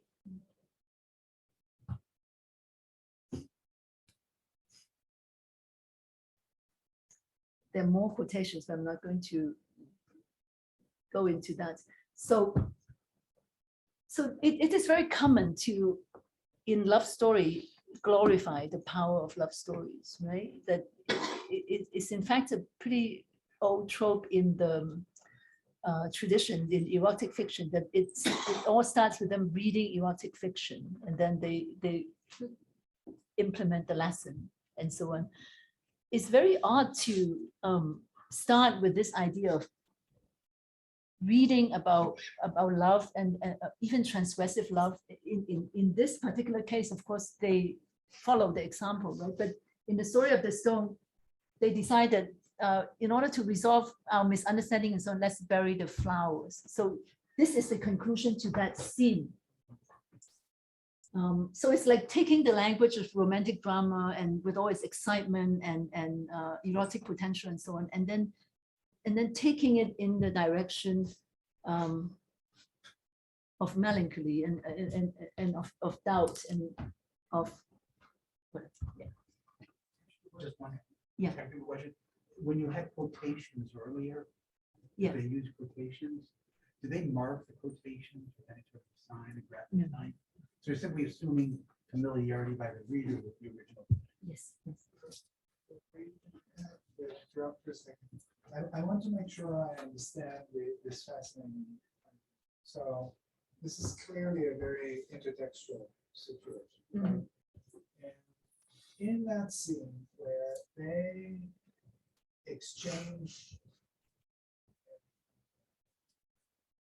sexual come-ons and refusals and rebels using the language of the old play, Mhm. is that what you mean when you say that the linguistic resources for love from older literature are no longer working? It's not that it's no longer working, but it's working obviously because they have their relationship becomes more complex and becomes deeper. Maybe indeed the sexual innuendos are not missed and so on, right? But that they do not fulfill its logic that simply, because they could read the play and then they can have a secret assignation, they can make love, they can become lovers and so on. And that's not what happens in the book, because the book needs to suspend them in that space that allows them to, you know, in this pubescent state, very indefinite age, to live for many years in that state. And so for them to fulfill the logic of that romantic play, and as they consummate the relationship, would actually ruin the story, because the story requires this kind of suspension, requires the suspension of sexual love, so that this longing becomes something indefinite, and also something vaguely melancholy that is allowed, that is somehow associated with death. Because eventually he does manage to tell her that I really care for you. I mean, that's what I will try to show in the next slides, which we're not going to show. But anyway, I actually send it to all of you, but I don't know whether you can get it. If you don't, if you want, I can. I think you may need a permission from me or something like That's right. Then just send it to me, because somehow the file is too big. But I assure you there are a lot of nice pictures at the end of this. But so eventually he tells about how he feels, but when he manages to say it, she has walked away. So the person who hears this is a maid who tells his mother about possible scandal in the family and so on. So you can say that the act of articulating your love is the most destructive act in this book, because that leads to the end of that world. So if you think about the whole trope of inexpressibility, okay, that is in many traditions. You say that love is inexpressible because it's so great and so on. It's almost a cliche, right? But first of all, in a lot of cases, you can say it, even if you say that it's inexpressible, you find ways to say it. But it's only here that expression, that saying it has such dire consequences. It can unleashes this forces of destruction. So I think I've used up my time, and I really am grateful to you for being so forbearing, because I know it must be very confusing and so on. But yeah. The taste of great beauty and longing. Anyway.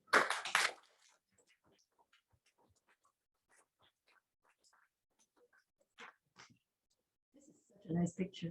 So this is a cup, and this is about another play that they read in that scene in chapter 23. You can, your rest, please go, because this is break time, but I just want to show whoever's interested in pictures. So this is about this girl who dreams of, who has a dream, and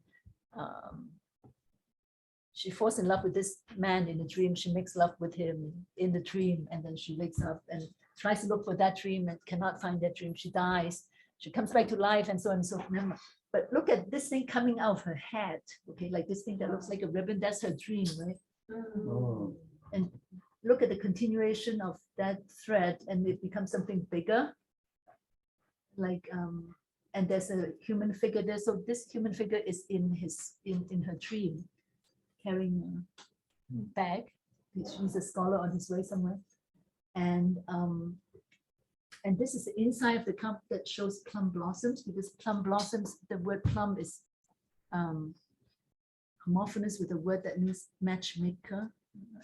So anyway, and the reason why it's made of rhinoceros is because there's a mythology of rhinoceros horn and so on. But what I'm trying to show is, look how big she is and how small he is, and how he comes from her mind.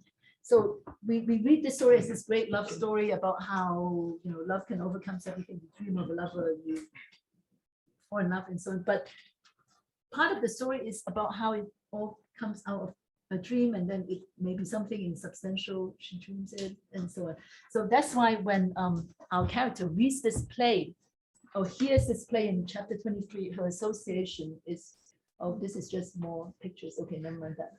That she thinks of all these other lines about death and loss, right, at the end of chapter 23. So again, is this idea of this kind of very weird mediation of the language of romantic drama taking you to a place that is about death and loss. Anyway. Sorry.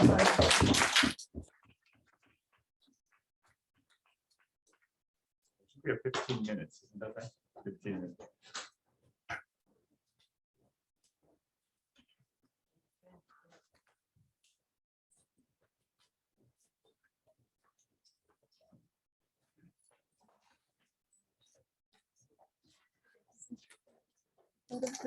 It's like an umbilical cord. Yeah, that's absolutely true. So universe, yeah. Really? Yeah, I was thinking, sorry, just to say about. I don't. Did I jump in? When they read it, like, it says like the amount of time, it's like they're going through it, right? They live it, so there's no justification to relive it again, right? It's over. It's the play is finished and there is separation, and so I think when you use the sentences after, I feel like there is, it's already finished, right? This part of like the romantic love that could happen, and so when they start after, it's like maybe the beginning of the end, right? Because, because it's, That's so true. Yeah. And they use the sentences also, and they play with it somehow, but it's fragmentary, and it's just pieces of bits of that fantasy that could have happened, and they shared it for some time, for an hour maybe. But it's, I'm sorry, this is probably very little sense, but I sent you the file. yeah, so it's wonderful. Sounds like So it's the same line, and he reads to the line, 落红纸阵, which means fallen red petals come down. And just at that moment, the peach blossoms are falling on him. So it's kind of a marker to show you how the text and the reality have become one, where they have intersected. Yeah, they're very. And also there is something about nature. She's a plant, and he gives her. Then in this life, it's the stone. It's this like physical object. There's no, it becomes two sort, and then there's this anger. I don't want this. And when the petals, again, it's like nature, but they're burying them. There's a lot of it. Transient, two are rocks. Yeah. So lasting. Yeah, and he's a rock. Yeah. Yeah.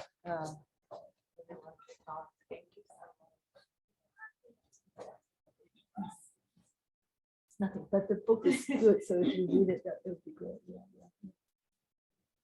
I was working on, so I think some of us were working, there's this genre of messenger poems where there's a set of lovers, and for some reason they are apart, and one of them sends a message of love to the other person. And it's very wide all across Asia.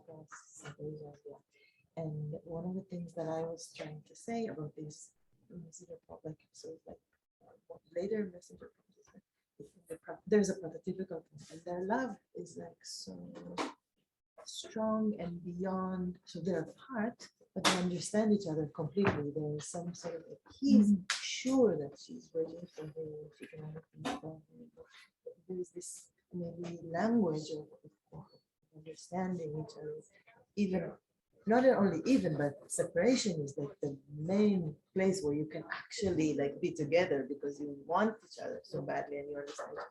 And then in the later poems, the lexicon changes and you have much more like maybe she thinks I cheated on her, and maybe there's much more doubt. And so I felt like it's maybe somehow related to what you said that you can't use these models of love anymore because you're interested in something else. Obviously, the author of this poem is interested in depicting other models of love that are this like beautiful, like perfect kind of love is no longer. Tell about 相见时难别亦难。什么？相见时难别亦难。 Yeah, yeah. Explain that. So there's a poem that goes like this. 相见时难别亦难. So it's love. It's difficult to meet, but it's more difficult to. I don't think it's more. He says, Meeting is difficult. Parting is also difficult. yeah, Okay? and just to say, you wouldn't think parting difficult is not so interesting, but don't forget it. Well, so 东风无力百花残. So the east wind is powerless. So all the flowers are dying. 春常都是西风吹. So the spring still works only when it dies. Does its thread ends, because the word for thread and the word for longing is the same. And the candles only when it becomes ashes with its tears die, because the candles, the dripping wax is compared to tears. The rest don't make much sense. So the spring mirror, the only thing you should worry is how your hair will be different. So aging, all this will pass because time will pass and you will become old. So if you chant a poem at night, you should feel the coldness of the moon. So that fairy mountain is gone, it's too far. But the little bird who goes back and forth, please visit often. So it's a poem of longing, this 9th century poem. It's really interesting because these are the poetry I'm working on, all Japanese, is really interested in this emotional range. So the word for love and the word for longing is actually the same word. So I cannot differentiate these topics. And a lot of what she said really resonates with my poetry. And I was wondering about the connections, because these are the things that this poetry came from India and changed in Java because these types of poetry has connection. These are the things that I don't see in India. I never saw.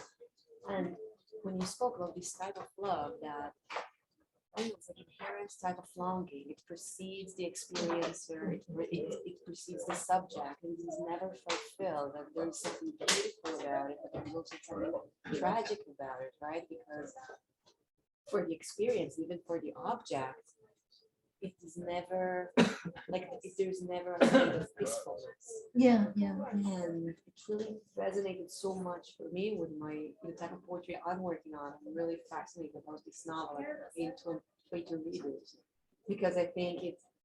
You can read You it in Hebrew translated now. it, right? You translated it to Hebrew. Well, the first 2 volumes.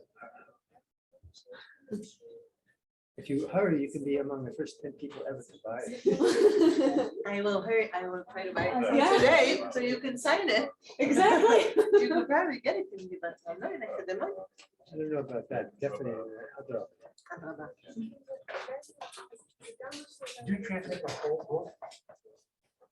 I already finished it. I caught everything. I did my whole first draft. But she's way behind. 2,000, Something like that. 500 pages.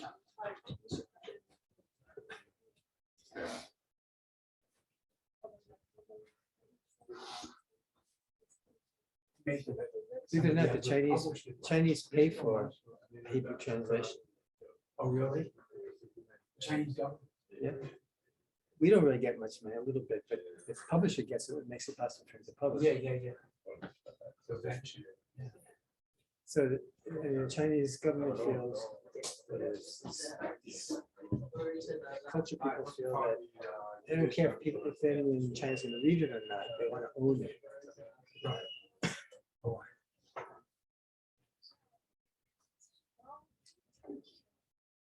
Is that part of like the Confucius Institute? connected. This is from China. Maybe some of the Christians together made the shidduch, I'm not sure.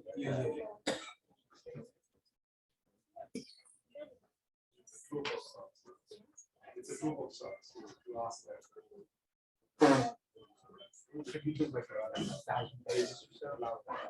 I did the whole thing. But you do the whole thing. Yeah, first draft. And then my collaborator goes over it. Later, an editor goes over it again. Are they all well, yeah, they have to be here. I mean, they're Chinese. Editors? Yeah. It's in los abreviados. You don't have to know Chinese. And you know what have to say over the. Yeah, probably not. People do study Hebrew in China. I know. As you know, but you know, not the best things to do. Each one was 5 characters. Yeah. Is the name going to be forced to To fit the metrical pattern. Yeah, so it's only 5 characters. Is it very easy to do that? It's not hard to do, but it's true that at some point you have these poetic forms that are 5 characters or 7 characters, and it becomes a kind of a standard form. Yeah, so it has to be adapted a bit. Right, right. But eventually, of course, you involve the syntax of it, make this fit very easily. But I think part of the reason why it's easy to do is because of this flexibility of the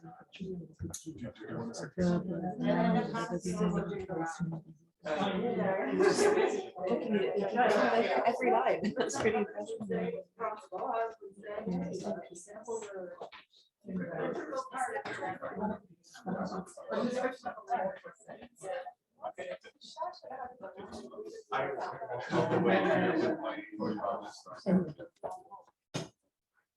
So this is what I want to do after I finish translating.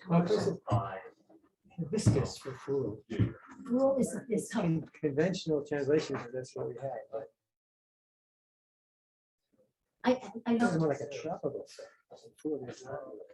no. So I looked up what food looks like, because hibiscus in Fruit beans, fruit.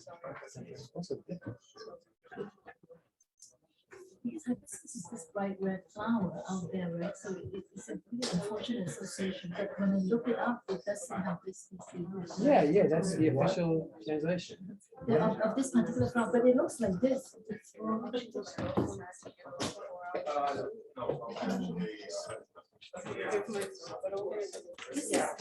It's this flower. It doesn't look like hibiscus, right? And then an English people who heard this word hibiscus wouldn't think of that. That's the problem. I think that flower That is called hibiscus. it's the variety that which is called the hibiscus mutatis. So it starts off being white in the morning and turns pink in the evening. But it's a slightly polished shrub. But you have garden varieties of the hibiscus that the flower looks a bit different. Right. That's true of hibiscus. And more of a tropical. But the Chinese words, there's meaning. It's not that I have to perhaps map it from the medical text. That's why you know, flowers or birds and fish. You know, It's a similar problem with mentions of plants and animals. that's what it is. But it helps from when you have the descriptions of medical text. ברגע שהוא יעלה עם וידאו, אתה תראה אותו. כן.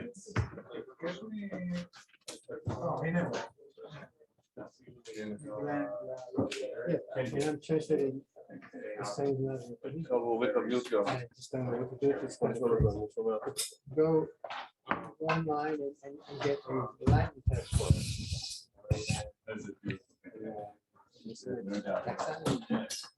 And then fanatical back. Glenn, can you hear us? Yes, I can hear you fine. Can you hear me?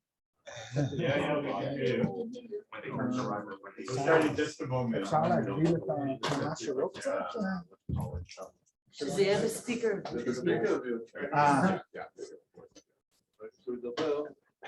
הבנתי. הוא דיבר ולא היה את השינוי הזה. Glenn, it's great to see you. It's wonderful to see you. מה זה? I'm having difficulty hearing you clearly because there's a lot of people talking all at once. Oh. Great, okay, there we go. Good to see you. Thanks for joining us. And we're good to hear. Good morning. I'm very sorry to be joining you only on Zoom. I had hoped to be able to come to Jerusalem for this set of wonderful meetings, but it was impossible because of other obligations that I had. And so I'm only here by Zoom. I'm very sorry, but I'm looking forward to our discussion today. I followed some of the other sessions and have been very impressed by the level of the discussion. I've learned a lot. I don't have a PowerPoint presentation, but I did send a couple of days ago a handout which consisted of an English translation of the Greek text that I'm going to be talking about today. I hope you've had a chance to look at it. If you have, then you will follow even better the presentation. But even if you haven't, then I hope that I will be able to bring to your attention this remarkable text and prepare it for a good discussion with all of you, or at least with as many as you wish. Can you hear me acoustically? Yes. Yes, yes, yes. Okay, then let me begin. I'm going to be talking today with you about a dialogue of Plato called the Cratylus. In the manuscripts, this dialogue has a subtitle, Correctness of Names. And in fact, the correctness of names is indeed the central topic of the dialogue as a whole. But what is a name? And what would the correctness of names consist in? These are issues that led to a lot of disputes in ancient philology and in modern linguistics. They are some of the fundamental grammatical wars of ancient times. But these are only two of the many puzzles that make this one of Plato's most perplexing dialogues and one of his most fascinating ones. The Cratylus is the oldest surviving philosophical study of language from ancient Greece. We know that there were earlier discussions of language, especially by the sophists, but Plato's is the earliest and the earliest philosophical one that survives. So too, it is by far the longest philosophical examination of the practice and justification of etymology that we have from ancient Greece. Here too, there's a question, what is an etymology? And we will be looking at that. The Cratylus has had an enormous influence on later Western thought on a variety of issues of linguistics. Yet at the same time, this dialogue has often been dismissed by scholars as being nothing more than a comedy, a satirical caricature of etymological practices that Plato thought were, as a whole, philosophically entirely unserious. Let's take a look at the dialogue and see whether we can make sense of it. I'm going to go in the next 50 minutes or so through three steps. First of all, I'm going to give you a brief summary of the dialogue as a whole. This will be helpful for those who did not have a chance to look at it recently, but it'll lay out onto the table, as it were, or onto the screen, the basic progress of the parts of the dialogue, where it starts and where it gets to. After that, I will go through the passages that I asked you to concentrate on in a somewhat closer examination of those passages to show you how they work. Finally, I'm going to suggest a couple of basic concepts and argumentative strategies that are central and absolutely problematic in this dialogue, and I'll raise them for discussion. I hope that that's agreeable. So let me begin then.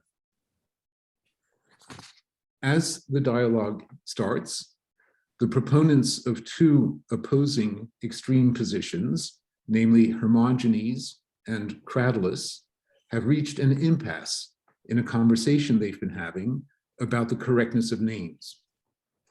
One of them, Hermogenes, briefly states both of their views to Socrates, who has added himself to their dialogue.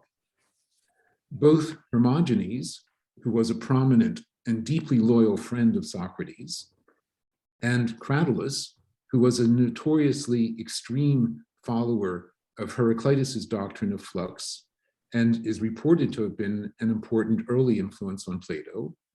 So both Hermogenes and Cratylus claim that there is such a thing as correctness of words. Indeed, they seem to believe not only that there are at least some names that are correct, but even that a name that is not correct is in a certain sense not really a name. But they disagree profoundly about why it is exactly that correct names really are correct. Hermogenes claims that there is no further source and criteria for a word's correctness than the fact that the community of the people who use it happen to have agreed that this is the word that they will use for that thing.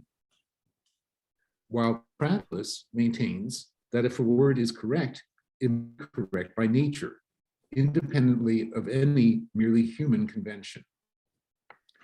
We can recognize in their disagreement the application to the specific question of linguistic correctness of the larger opposition between nomos, convention, and physis, nature, which was one of the fundamental commonplaces of Greek thought at the time. We find discussions of nomos and physis in the so-called sophists, especially in Protagoras, and in historians like Herodotus. Nomos, convention, is in general that which is valid within a single community by establishment. Physis is, in general, that which is valid everywhere, independently of the particular establishments in particular communities. It is worth noting that Hermogenes recognizes as an acceptable possible consequence of his own conventionalist position that a valid name can be imposed not only by community, but even by an individual. In that case, it is valid for him as his own private name for that thing, different from the same thing's publicly agreed name. While Cratylus does not consider that his own naturalistic view is invalidated by the obvious fact of the multiplicity of different given languages, Greek and barbarian. For Cratylus, in each language, words that are correct by nature, however they're pronounced. Socrates, who is invited by Hermogenes to join the conversation, begins his own intervention into this debate by defending Cratylus's naturalism against Hermogenes's conventionalism, using a series of arguments drawn from the handicrafts and illustrating the nature of correct names on the basis of various analogies with these activities. As the passages show, Socrates, like both his interlocutors, posits that language originated in the imposition of names by a primeval name giver or legislator. It is important to recognize that all three of the participants in this dialogue presume that names come from an original name giver. It is not until Epicurus, a century later, that the theory that language had a purely natural, that is, non-human origin, is first created. It is crucial that the question of the natural correctness of names not be confused here with the question of the natural origin of names. Socrates brings Hermogenes to agree that giving names is a skill or a handicraft, just like other ones, such as weaving, and that, like these, it must make use of the appropriate tools, which in its case are the names, if it is to be performed successfully. Names are tools that impart instruction about things by separating being, just as a shuttle is a tool that helps create a textile by separating threads. A good tool needs to be properly made. And in the case of a name, its suitableness means that it represents properly the form or essence that it designates. If it can do so, this must be because the name giver was guided by expert knowledge of reality, and therefore it chose names that were correct by nature. And just as a craftsman can make the same tool out of different materials, so too the name giver in each one of a number of different languages can make the correct name for each language out of different sounds. This name giver, on whom all three agree, is of course merely a hypothesis, adopted by all three interlocutors, not because they have any real evidence for his existence, but presumably because they know of no better hypothesis to explain what language came. However, for the suitableness of correct names, Socrates must supply proof if his arguments are to be believed. And the proofs he supplies take the form of etymologies. These etymologies, which take up 2/3 of the length of the whole dialogue, are apparently intended to demonstrate, in a large number of terms, that these words can all be analyzed in such a way as to show that, if they are properly understood, they will communicate correct information about the reference that they designate.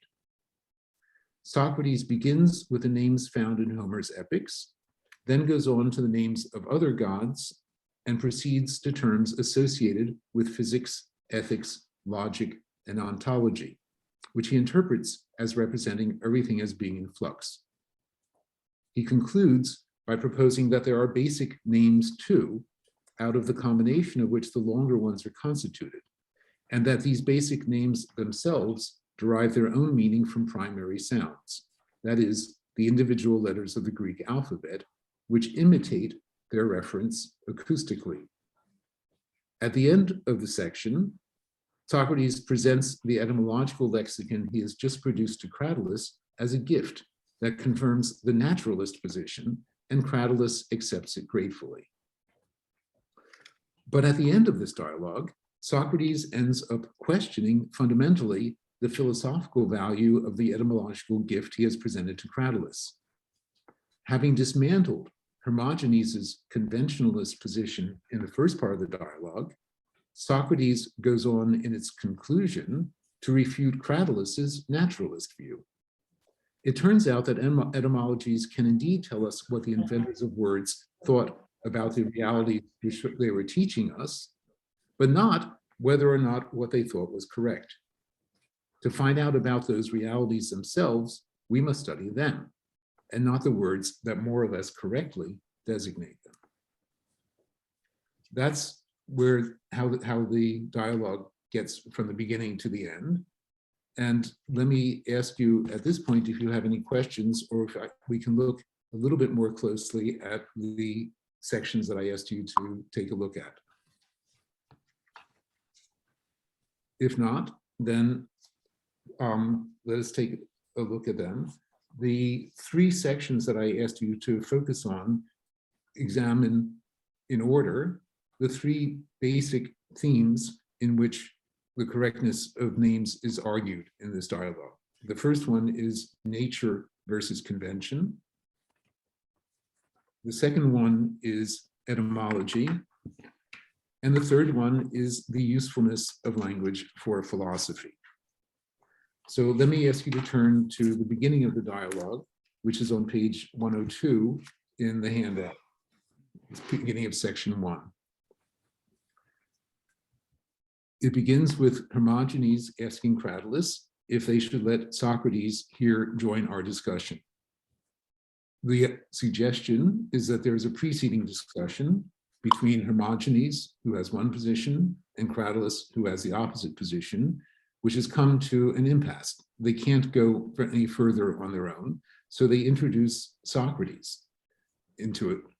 This is, I think, a way of suggesting that before Plato's dialogue, the Cratylus, there was inconclusive discussion among a number of people about these very themes, and that Plato is now addressing those earlier themes, just as Socrates is being added to the dialogue between Hermogenes and Cratylus, so that Plato is resuming, summarizing, taking a distance from an ongoing discussion. Hermogenes goes on to say that Cratylus says, Socrates, that there is a correctness of things for each thing, one belongs to it, one that belongs to it by nature, and that this is a natural correctness of things, which is the same for everyone, Greek or foreigner. Hermogenes immediately poses the question whether Cratylus's own name is truly Cratylus, and then gives other examples from Socrates' own name, and that comes to then pretty quickly to Hermogenes' own name.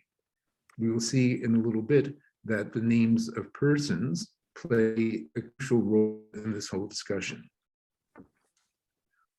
On the following page, 103, Hermogenes explains that no one will be able to persuade him that the correctness of names is determined by anything besides convention and agreement. He believes any name you give a thing is its correct name, and that if you change its name and give it another one, the new one is as correct as the old one. He gives an example of what happens when you buy a slave. A slave comes to you with the name that he has had or she has had from birth, presumably, but when he or she becomes a slave in Greece, the owner gives that slave a new name, and then that new name is that slave's name. The whatever the name it used to have before, and that name will then be its correct name. Hermogenes is perfectly willing to accept Socrates's inference that it is not only the community that determines what the correct name is, but a private individual as well.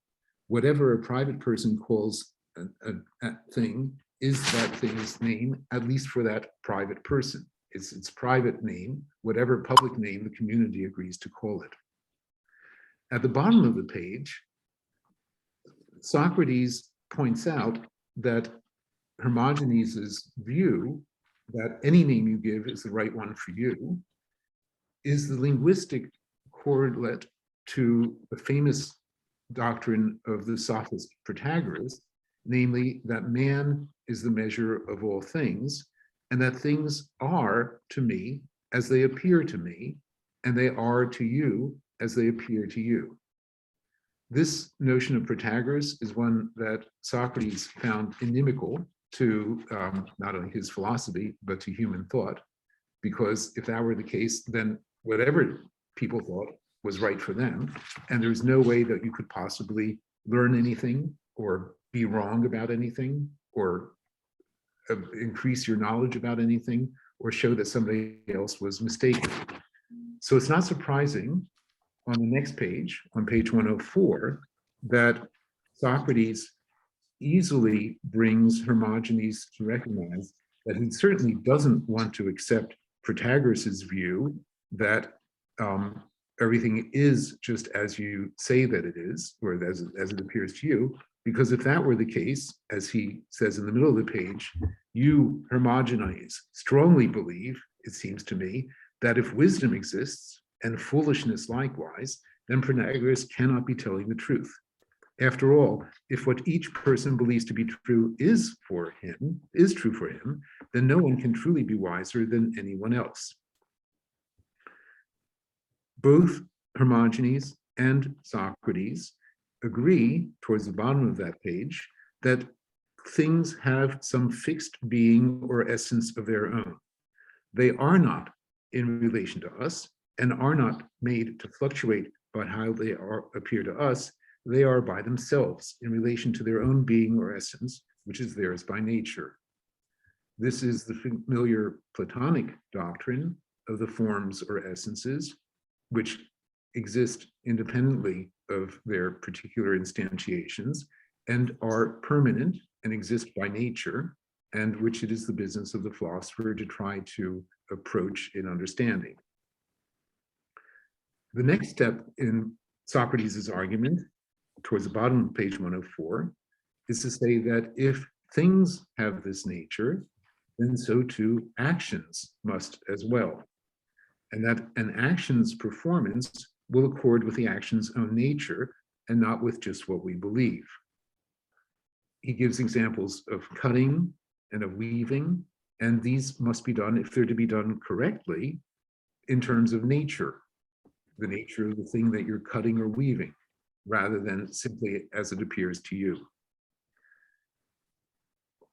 Towards the middle of page 105, we then have the consequence of this view applied to speaking in particular as one form of action, namely that speaking correctly should not be done simply in whatever way one wants to, but rather one has to speak correctly by saying things in the natural way to say them. And only if one does that will they be true.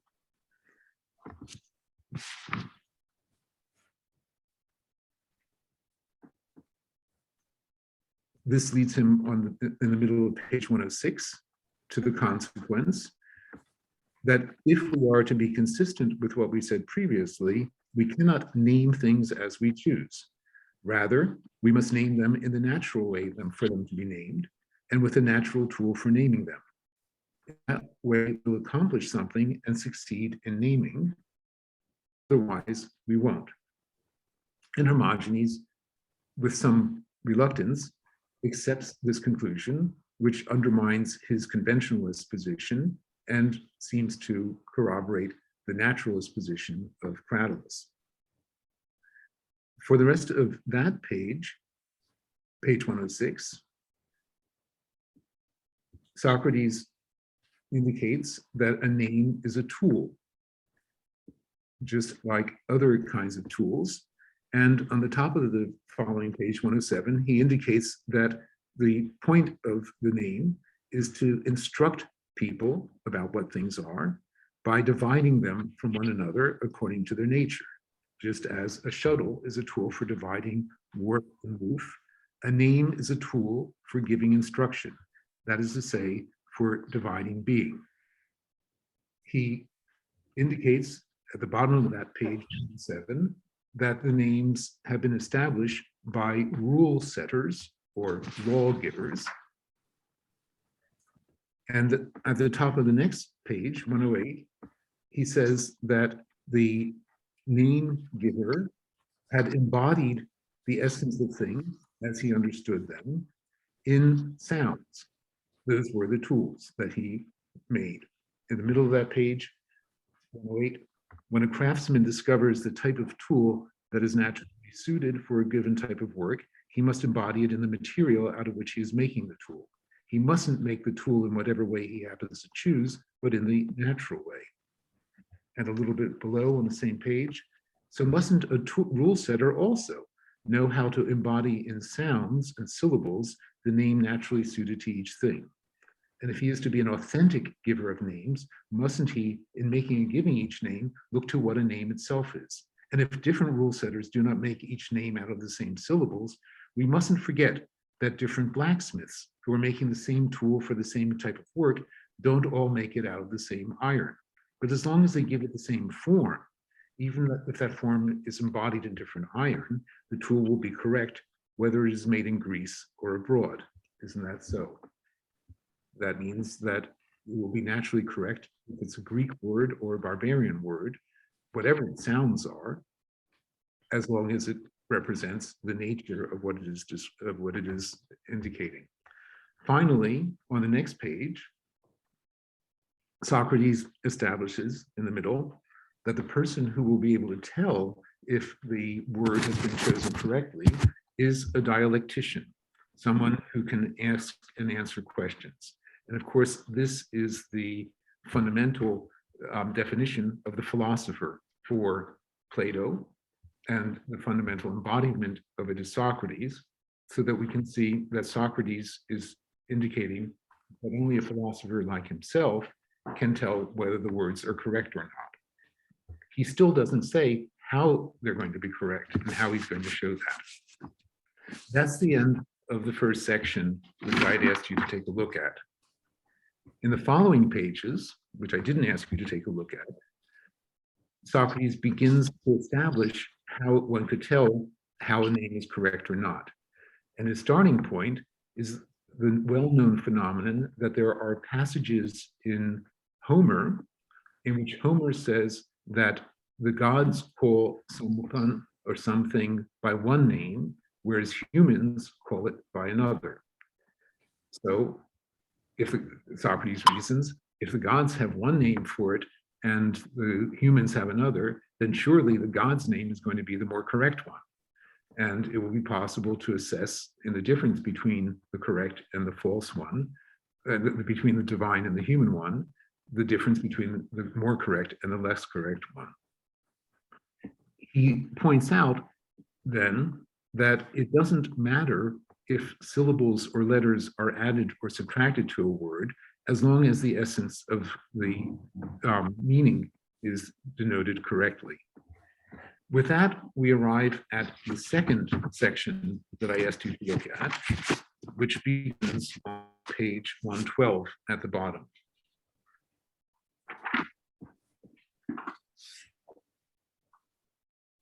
Here, we start giving examples of the derivation of the correctness of names in terms of the meanings of the names as appropriate to the characteristics of their objects denotated. The fact that the words are not exactly indicating what the objects are is not a problem. Let me give you an example, page 113, towards the bottom. Thus the name Orestes, mountain man, is surely correct. Hermogenes, whether the name was given to him by chance or by some poet. Orestes means man of the mountain. And as Socrates says, that name suggests the brutality, savagery, and ruggedness of his nature. After all, Orestes killed his mother. That's something that people don't do in the plains, but only in the mountains, apparently. In other words, the name Orestes, which suggests ruggedness and savagery, is correct for the person Orestes, because we know from the myth of Orestes that he did something rugged and savage, namely that he killed his mother. That continues in the succeeding lines towards the bottom of that page. Thus, the name Agamemnon signifies that this man is admirable, Agastos, for holding his ground, epimone. Agastos is a normal word for admirable. Epimone is a normal word for staying in one place. And Agamemnon is explained as coming from Agastos epi mone. Agamone, with the middle syllables simply suppressed. The fact that Agamemnon was not universally considered admirable, or that he was universally considered someone who holds his ground, is not important for Socrates' explanation, probably, because Socrates can simply say, well, that was the true meaning. Notice that you get the name Orestes pretty much directly from the word for mountain, but you have to get Agamemnon from two different words and suppress a number of syllables in order to put them together. Aga, stosepi, mone. The next example is even more puzzling and interesting. It's the word Atreus. The name Atreus also seems to be correct, for both his murder of Chrysippus and his cruelty to Thyestes were damaging and destructive, terra, to his virtue. Here, Atreus is derived from atera, with all kinds of changes, not only dropping letters and syllables, but also lengthening the E. However, the meaning of his name is somewhat distorted and obscure so that it doesn't express his nature to everyone. In other words, the word that was originally given to him as his name has been changed over time, presumably by people who hadn't understood it correctly, so that it has become distorted and the word has to be analyzed, interpreted by a philosopher like Socrates in order to demonstrate that it is indeed appropriate for the mythic reality of that character as it is reported. But to those who understand about names, i.e. dialecticians like Socrates, it adequately expresses what Atreus means.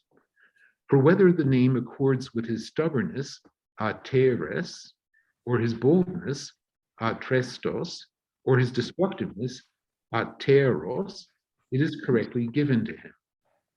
We see here that an etymology can propose different explanations for a name, not just one, and the fact that you aren't sure which one is the correct one doesn't matter.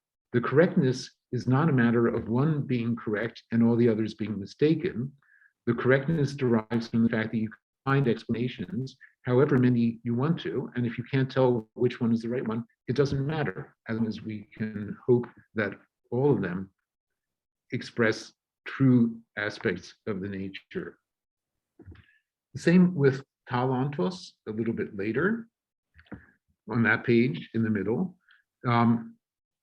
Talentus, after death, had a stone suspended, talante, over his head in wondrous harmony with his name. It's exactly as if somebody wished to name him Talantatos, most weighed upon, but had disguised the name and said Tantalus instead.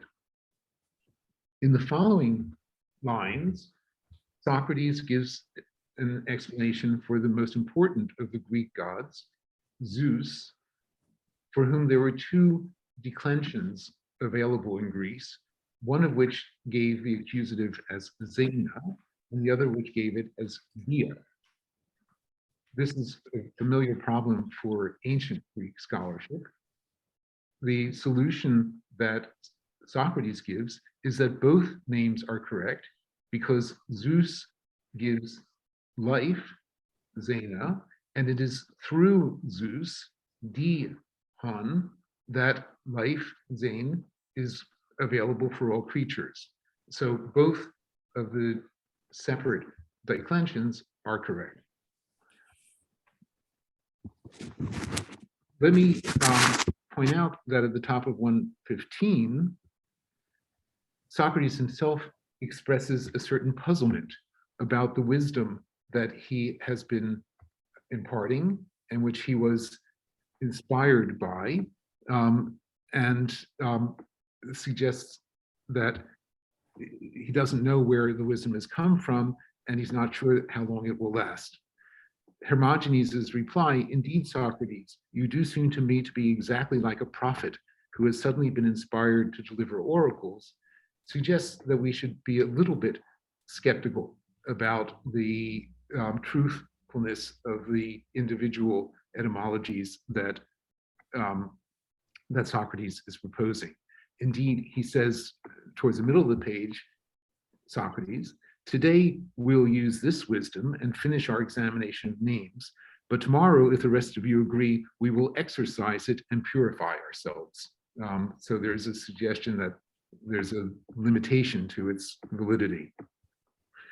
They then go on to discuss the names of gods and begin with the word theoi, gods, which Socrates explains as coming from the verb thein, to run, and because people saw things running through the sky, the sun, the moon, the stars, and assumed that they were gods, so that the gods, theoi, were the running ones.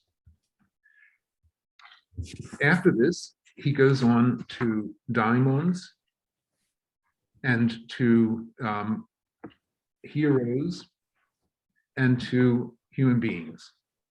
On page 117, to give you a sense of the oddness of these etymologies, the word for humans is anthropoi, and the etymology that he gives on the top of page 118 is that anthropos is someone who observes closely what he has seen. An athrone ha opope. Again, there's a bit of a jump from anathrone ha opope to anthropos. He goes on about the words for soul and for body, which again are, shall we say, peculiar. And he establishes a fundamental methodological point in the middle of page 119 when they decide to go on to talk about the gods, namely that they're not investigating the gods themselves, which would be theology and beyond Socrates' remit, but instead the names for the gods that humans have established, and therefore they're only considering names and human matters, not things and divine matters. And he begins with Hestia as the first of the gods. Let me explain to you a crucial fact of Greek culture, which will be important later when we get to etymologies. The names of human beings in Greek, which were given them by their parents, were almost always transparent in Greek. That is to say, they meant something. Aristoteles is the best ending. Demosthenes is the strength of the people. Aristophanes is the one who appears best, and so forth. So the Greeks were accustomed to having Greek with that they could etymologically understand and which were imposed by their parents. The problem was with the names of the gods in Greek religion, because the Greeks took over their gods from other cultures, either from other ones that they brought in or ones that they found when they came to Greece, so that none of the Greek gods has an etymologically transparent name, neither Zeus, nor Athena, nor Apollo, nor Pan, etc.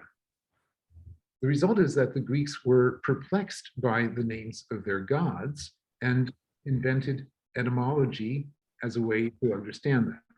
Why should Demosthenes have a transparent name and Apollo not? So most of the early energy before Plato invested in etymology was invested not in the names of people, because those were transparent, but in the names of the gods. And in Plato's Cratylus, it is the names of the gods, beginning with Hestia, that receive the most attention. He goes on in the following pages to talk about other gods like Tethys and Poseidon. And he ends in the section that I asked you to look at on page 122 with Hades. In the next section, which I didn't ask you to look at, he discusses other gods' names and then the names of other fundamental objects and concepts, and introduces the idea of the name as an imitation of the thing. Then, having finished with Hermogenes, Cratylus enters the dialogue with Socrates, and they discuss controversially whether Cratylus is right, that a name that is not completely correct is simply not a name at all, or whether, as Socrates believes, the fact that a name is an imitation of a thing means that it can be a more or less good one, and that even if it doesn't completely be perfect, there are degrees of partial correctness. That brings us then to the last section that I asked you to look at, which begins on page 148. And I will very briefly summarize that.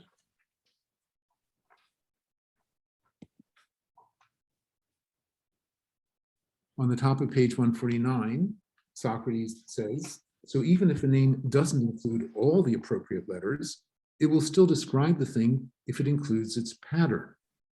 though it will describe the thing well if it includes all the appropriate letters, and badly if it includes few of them. He that goes on towards the bottom of that page to say that names are composed out, some names are composed out of more primitive ones, while others are primary, and shows that the primary ones must imitate the things if the composed ones are to do so as well. The primary ones end up being letters, and the letters themselves are imitative of what they denote. For example, the letter L indicates smoothness, and the letter R indicates flowingness, fluidity. This causes a problem because in some Greek dialects, L, what is in L in one dialect is in R in another. He brings then Cratylus to admit that because of the difference of dialects, there must be a question not only of the naturalness of the word, but also of convention and usage. What the Eritreans say is good for them, what the Athenians say is good for them. This then causes a problem because Cratylus is driven to accept that usage and convention play a role, and that's not just nature, but how can one tell the difference between them? And that's the fundamental to perhaps the core of the whole dialogue on page 152.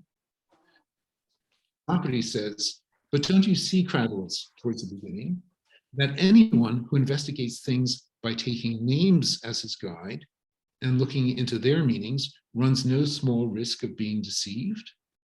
Cratylus, in what way? Socrates, it's clear that the first name giver gave names to things based on his conception of what those names were like. Isn't that right? Yes. And if his conception was correct, and he gave names based on that, what do you suppose if we take him as our guide? Won't we be deceived? Etymology can only show what the name giver thought when he established the name, but it doesn't show whether what the name giver thought was correct or not. Towards the bottom of that page, it turns out that according to Socrates' interpretation, most of the words that the name giver had given had indicated flowingness, instability, fluidity as the nature of things. However, towards the bottom of page 152, it turns out that some words, and some of the most important ones, indicate not fluidity, but stability. For example, of those we discussed, bottom of page 152, let's reconsider the name episteme, knowledge, first, and see how ambiguous it is. It seems to signify that it stops, histesi, the movement of our soul towards epi things, rather than that it accompanies them in their movement. So is that it's more correct to pronounce the beginning of it as we now do than to insert an e and get pepeisteme. Towards the middle of the next page, I think one could find many other names from which one could conclude that the name giver intended to signify not that things were moving and being swept along, but the opposite, that they were at rest. That means then that there are some words that are correctly etymologically analyzed as indicating movement, and other words that are correctly etymologically analyzed as meaning rest. How is it possible to adjudicate between these? Which is the right one? Page 154, top half. Since there is a civil war among names, with some claiming that they are like the truth and others claiming that they are like the truth, how then are we to judge between them? And what are we to start from? We can't start from other different names because there are none. No, it's clear we'll have to look for something other than names, something that will make plain to us without using names which of these two kinds of names are the true ones. That is to say, the ones that express the truth about the things that are. We have here grammar wars, a civil war among names, and the impossibility of adjudicating the civil war among names simply on the basis of names. As Socrates will go on to show in the concluding page of the dialogue, the only way to adjudicate this civil war among names is not by the criterion of names, but by the criterion of the things that they designate. That is to say, the essences or the forms. It is only by understanding how those essences or forms are related to one another that we will be able to tell which is the right word for them. And it'll turn out that the explanation in terms of fluidity, which had been the preceding dominant one, will turn out to be false. That leaves us with the question how to resolve these grammar wars and whether they can be resolved in terms of grammar, in terms of language. Let me conclude by indicating what seem to me to be the basic problems that are raised by this dialogue and the implications that these have for our conversations during these days. There are four in particular that I want to bring to your attention. The first is, what is in a name? What is a name? The word that is used in this dialogue for name in Greek is onoma. But that onoma is a very shifty word. We can say that an onoma is any word that points to any object. But that's not enough. Above all, onoma designates a proper name for a person. My onoma is Glenn Most. It is my name. It is in Greek given by the father, linguistically transparent, and different in that regard from the names of the gods, as I said a little bit earlier, but also from the names of all kinds of other objects and concepts. But onoma can designate not only the proper name person, it can also designate a common noun or an individual noun which designates not a person, but a thing. So for example, son, or sheep, or community. In Greek, the term onoma can even designate other kinds of words that are not nouns. For example, verbs. A verb can be an onoma. It's worth pointing out that none of the participants in the dialogue note this ambiguity or the problems that it can lead to. They start off with onoma designating the proper name of an individual, and then they move on from that, but they don't realize that this is a slippery move and that it can create all kinds of problems. So that's the question of what is a name.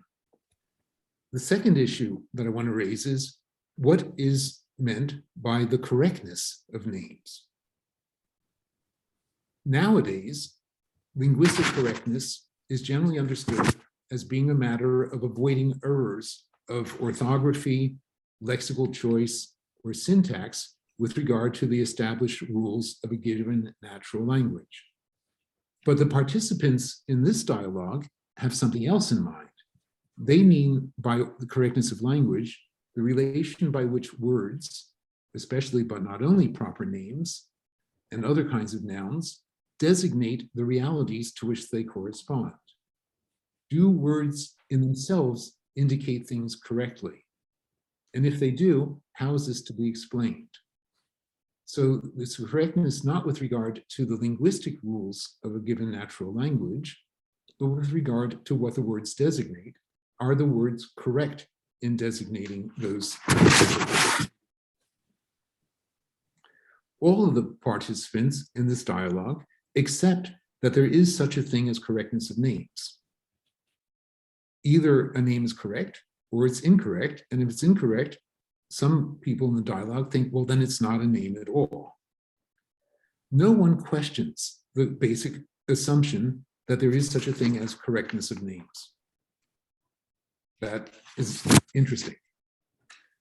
Third issue. How can one tell whether a name is correct or not. In this dialogue, the fundamental method by which evidence is sought to determine that is etymology. But what is etymology? The crucial thing to bear in mind is that what the Greeks and the Romans mean when they talk about etymology is fundamentally different from what we, since 19th century linguistics, have learned to call etymology.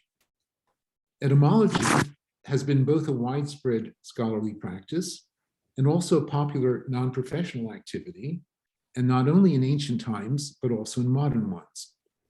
Yet, despite the persistence of the term etymology that is employed, the spirit of the procedures on the one hand in antiquity and on the other hand in the modern world has in fact had quite different tendencies.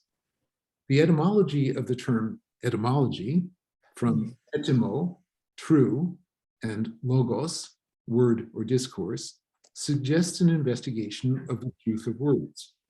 But ancient and modern etymologists have had very different conceptions of the nature of that truth and of the procedures for arriving at it. Modern etymology always claims to be looking diachronically for the real, attested, or postulated historical source of a given word. But ancient etymology tends more to search for one word's possible synchronic connections with other words in the same language as it is currently used, privileging semantic relations between coexisting lexical units rather than any laws of phonetic change govern the gradual succession of forms over time. The ancient etymologist presupposes language not as a dynamic process of continuous historical development, but instead as a stable and coherent system of intelligible and interconnected conceptual meanings. And when he does invoke the past, he usually seems to think of it not as a continuous series of discrete phases passing gradually through the many stages of a coherent evolution, but rather as a single radical contrast between some postulated primeval mode, the name giver, and the manifest current spheres. Furthermore, modern etymology aims to derive from the examination of real evidence of linguistic usage attested in different historical periods as few and as broadly applicable as possible a set of mechanisms for explaining language change. And while ancient etymology does tend to respect certain elementary transformative rules, like addition, subtraction, and inversion of elements, it derives these rules not from the inspection of linguistic evidence, but from general principles of logic, grammar, and rhetoric. It applies these rules haphazardly, and only if ever does it subject them to analysis and justification by any kind of serious meta-theory. Moreover, ancient Greek etymology tends almost always to search for connections within the confines of the ancient Greek language, whereas modern etymology is oriented no less towards interlingual than towards interlingual research. And finally, ancient etymology often seeks to establish as many relationships as possible between one word and other ones, as though it were following the principle, the more relations, the better. And it does not, like its modern counterpart, attempt to discover the one hypothetical etymology, which must be the correct one, and which automatically disqualifies all other proposed ones. In short, ancient etymology attempts, as the name rightly suggests, to demonstrate the truthfulness of a given term, as it happens by relating it to other coexisting ones, whereas modern etymology, despite its own etymology, aims not at all at the truthfulness of any particular word, but exclusively at its true historical origin. It is obvious that etymologies perform an essential evidentiary function in Socrates' argument against Hermogenes' conventionalist view of linguistic correctness. But what exactly is an etymology for Socrates and his interlocutors? The passages we have looked at give a small sample out of the very many that Socrates supplies. They show that etymological analysis in this dialogue connects the sounds of a word to a longer group of words, usually a phrase, that shares some of these sounds and that expresses a unified meaning, which can be asserted to be the true signification of the word itself. Thus, the etymological procedure unpacks and expands the word sounds into a brief definition of that same word. The etymology itself is a definition that has been encapsulated within the word. And if the name giver has chosen the name wisely, that definition or description will be correct. The etymology is not the historical root present in an earlier phase of the language or in an earlier language, which has gradually developed into the form that is present now. Instead, the etymology is etymologically an etymologia, a true discourse, the truth contained in the word. Sometimes that etymology has been corrupted over time by people's misunderstandings, so that it now takes a philosophical expert like Socrates to recognize in its present distorted form the message that the original name giver had enclosed within it.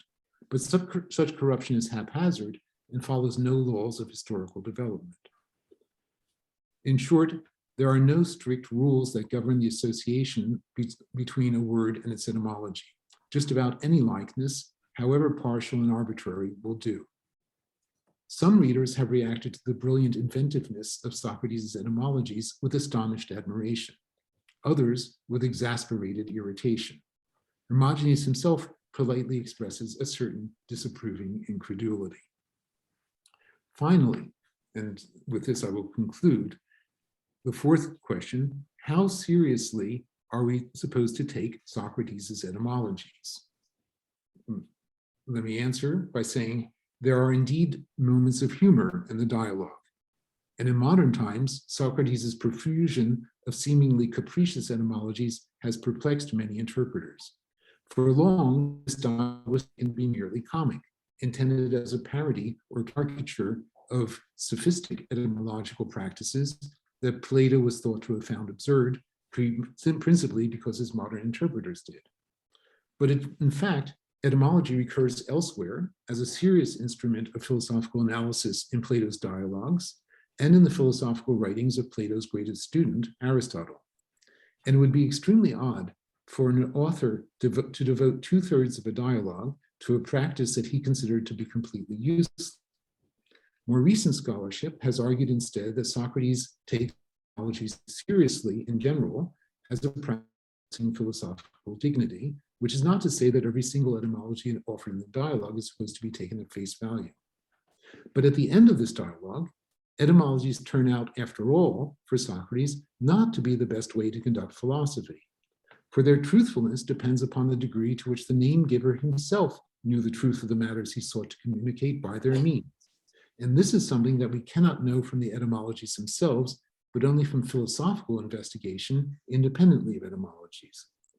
If etymologies cannot tell us on their own whether they are true or false, but only philosophy can, then clearly we must do philosophy first, and perhaps exclusively. And only afterwards, should we care to do so at all, might we consult etymologies in order to seek in them further corroboration from elsewhere of the truth that philosophy has taught us by itself. In the present case, Socrates is convinced that the doctrine that everything is in flux, which is encoded in many of the etymologies he discusses, is completely mistaken, as it is certainly false, at least with regard to the forms, which are permanent and unchanging. So the etymologies, properly analyzed, do communicate correctly the philosophical understanding possessed by the name giver.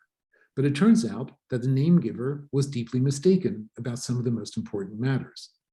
So in this dialogue, at least, one Greek grammatical war is left undecided, without a conclusive victory for one side or the other. If, as some recent scholars have suggested, Cratylus himself was persuaded by this dialogue to become a radical exponent of the doctrine of constant flux, then he too must have completely misunderstood the dialogue that is named after him. Thank you very, very much for your patience, and I look forward to the discussion.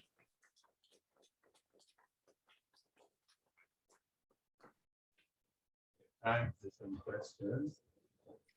Let's see.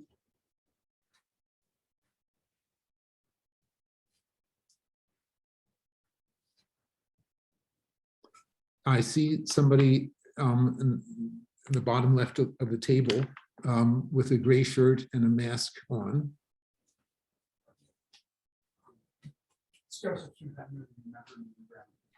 The acoustics are not very good. I can't hear what you're saying.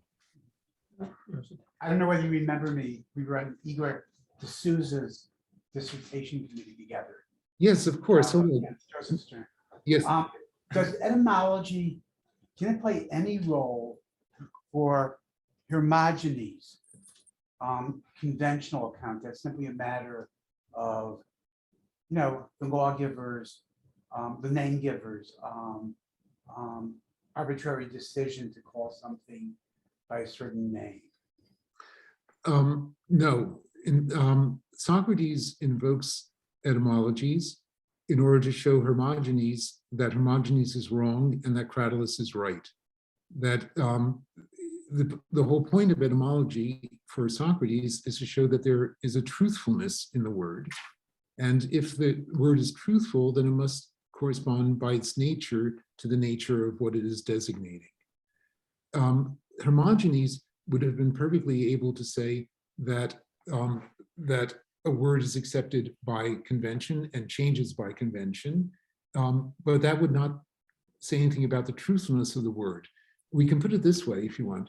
Hermogenes is closer to being a post-19th century linguist who is not concerned with the truthfulness of the word, but with its gradual historical development in terms of its conventional acceptations. He's a modernist, whereas Cratylus and Socrates are ancient. They're before Grimm. Actually, I mean, Socrates and Cratylus are much closer to late 18th, 19th century, early 20th century philosophers like Frege, who think of names as sort of encapsulated or abbreviated Russell descriptions. So they're aiming at what is believed to be true about the object, all right? Or what they believe to be true is not necessarily true. For Russell and Frege, the name is an encapsulated description. Yeah. But for Socrates, but for Russell and Frege, this has nothing to do with the pronunciation of the name. Yeah, that's true, right. That is true only on the level of the concept connected with the name and not at all with the actual of the name. Whereas for Socrates, it's the sounds. That what happens is that in the 19th century, the phonetic analysis of the name and the conceptual analysis of the name go in different directions. But for Socrates, the one is the way you understand the other.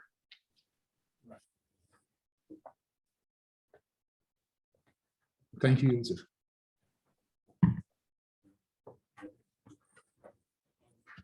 Can you hear me? I can't hear you. But I can. What about now? Yes, I can hear you perfectly now. Thank you. That was a great talk. I have kind of a two-part question. One is this dialogue about the nature of the world of words, or is it about the nature of the world of things? And what follows from that question is, then, do you ever see either within this dialogue or elsewhere, because I'm sure there are other places in philosophical as well as regular literature where you see these playful etymologies, do you ever find something that's not a noun or a substantive given this kind of a creative etymology? Or is it only for proper nouns or common nouns? Like, what does that tell us about this whole phenomenon of semantic etymologies? Thank you very, very much for both questions. This is a dialogue which has as its object the world of words. But for all three interlocutors, and presumably for Plato as well, you can't understand the world of words if you try to separate it altogether from the world of things.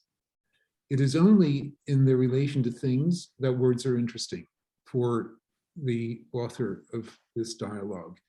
That is because words are there not for themselves, but in order to designate things and to help us negotiate with things. There are all kinds of problems with this view, not least because it raises the question, what about poetic words? What about fictional words and so forth? But for the purpose of this dialogue, the world of words only has interest if it can be related to the world of things, and truthfully so. For the second question, the word onoma can denote not only nouns in our grammar, but also verbs and even prepositions sometimes. And therefore, the question of the correctness of onoma, of words, of nouns, of names, can also be applied not only to nouns in our sense, but to other kinds of words. For example, the etymology of dia, which is one accusative for Zeus, is in terms of the preposition dia, which means through. Zeus, dia, is that through dia which life comes about. And there are some verbs in this dialogue which are explained etymologically. Let me say that etymology in antiquity was a widely practiced activity. You find it in all kinds of authors from all degrees of scholarly level, and it is applied to all kinds of words. By and large, the vast majority of such words are nouns, but then there are lots of other kinds of words, especially verbs, that are also discussed etymologically. Thank you. Thank you very much. Thank you so much for guiding us through this. I've tried to read the dialogue on my own, and I've not succeeded. What I'm about to say, I'm afraid, will be both obvious to the Sanskritists and opaque to the non-Sanskritists. But this is just so interesting because setting aside the fascinating question of signifying power, which came up in a field that I'm less familiar with, but rather in Sanskrit, there is within the synchronic explanation of words, the recognition of roots and, if you will, a sort of a modern way of deriving words from roots. So there was the abstraction of the root very early on, and the morphological, let's say, derivation of words from that, not just a discussion of inflection, of both finite verbs and of nouns, in whether the nouns be derived one step or two or more steps. And this technique, I feel, was not so much a philosophical technique, but rather started in the Brahmanas as a way of pegging, a way of marking the hymns that are to be used in certain rituals. So it was really a nuts and bolts, again, a nuts and bolts approach for a handbook, rather than for philosophical reasons. That said, besides these derivational explanations, there's also a rich tradition in Sanskrit of these mnemonic or little story definitions of words as well, and there too multiplicity is valued, unlike as we saw with the soothsayers in Akkadian and Sumerian times. Yeah. So thank you so much. I just wanted. Thank you. I wish that I knew Sanskrit, and I wish that I were there with you all in Jerusalem so that we could discuss the similarities and differences between the Sanskrit and the ancient Greek traditions in some detail, sitting around the same desk with the text in front of us. This hasn't happened this time, but I hope to come back to Israel. I'm supposed to spend 6 weeks next fall in Tel Aviv, and if some of you are in Israel or happen to be passing through, I hope that we can discuss that. I know a little bit about the Sanskrit linguistic and grammatical traditions and find them puzzlingly different from the Greek ones. The Sanskrit grammarians seem, for what little I can recognize, to have developed a more reliable set of rules for analyzing the morphological derivations of words from their roots than the Greeks did. And that certainly has something to do with the difference between the languages, which are both Indo-European, but obviously different from one another. It may also have something to do with the ritual aspects that you indicated, and with the forms of Vedic poetry which were being analyzed. By contrast to the Sanskrit etymologists, the Greek ones look like crazy children in a toy shop who are just sort of. Sorry? We also had our kids. Yeah, Yasta. Yes. But they look like they're sort of playing with these things and saying, well, let me try this, let me try that. And there's no sense of a community that says, wait a second, that's just silly. I'm sure that there are lunatics in the Sanskrit tradition, just as there are lunatics in the Greek one, but the lunatics in the Sanskrit tradition seem to me to be more professional. Yeah, and I want to address your fourth question about how seriously we are meant to take it. Okay, can you put the microphone closer? Because yeah, right, okay. So, I mean, you've given us a very beautiful and a brilliant exposition of the meaning of this theory of ancient etymology. And of course, its difference from modern etymology. Of course, that's, I mean, I think there might be something to be said in favor of thinking of words, names, as being a field in which the more relations that can be established with other words and things, the better. I can imagine a world, an interpretative world, in which that would actually have some force, including also in what you could think of as magical uses of language. And in fact, the Sanskrit etymologists, Yaska and his followers, in a way, they have a connection to what, if you want to use that word, you could call magical. But I think it's possible to salvage something from Cratylus and Socrates' way of thinking about language. And every time I've read the Cratylus, I'm always struck again by the fact that when you finally reach the level of phonetic signification, like onomatopoeia, but not only onomatopoeia, there's all kinds of linguistic textures where one does feel that there's an iconic relationship between the sound and its meaning. Roman Jakobson spent much of his life proving this idea. And in Sanskrit, we also have our own terms and ways of thinking about phonetic textures, usually in a kind of a poetic context, but they include a notion of some kind of iconic relationship between the sounds. So when Socrates says, the liquid sounds are kind of slippery and smooth, and the R sounds can be kind of rugged and harsh and so on. I think there's a lot of truth in that. And I think it goes beyond just the mere, what should I call it, the mere sort of technical uses of onomatopoeia, which we may use to sort of set aside the expressive force of a given sound. What do you think about that? Thank you so much for raising that issue. The question is, what is the place of this kind of thinking in a philosophical worldview?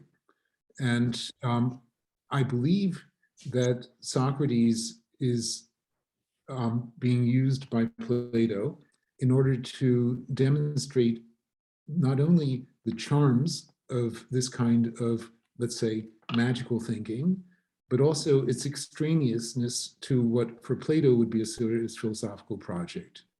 That is to say that there's a parting of the ways here in which you can either enjoy the aspects of the iconic function of language that you have so beautifully expressed, or you can go in the other direction and get to things and get to a philosophical understanding of them. One of the reasons why Plato is such an extraordinary writer is that he is both completely committed in his contents towards a very severe and Puritan sense of what people should be doing and what philosophers should be doing in particular. And on the other hand, is so beautifully productive of poetic nuances, of metaphors, of the psychology of dialogue partners, all of the literary qualities that he rejects, he's also a total master of. So that this dialogue, on its surface and in its program, is, I think, rejecting poetic blurriness and magical thinking as being activities that have to be excluded from the philosophical project. On the other hand, it shows them in all of their beauty and woodiness and fertility. That's Plato. Thank you. Andy.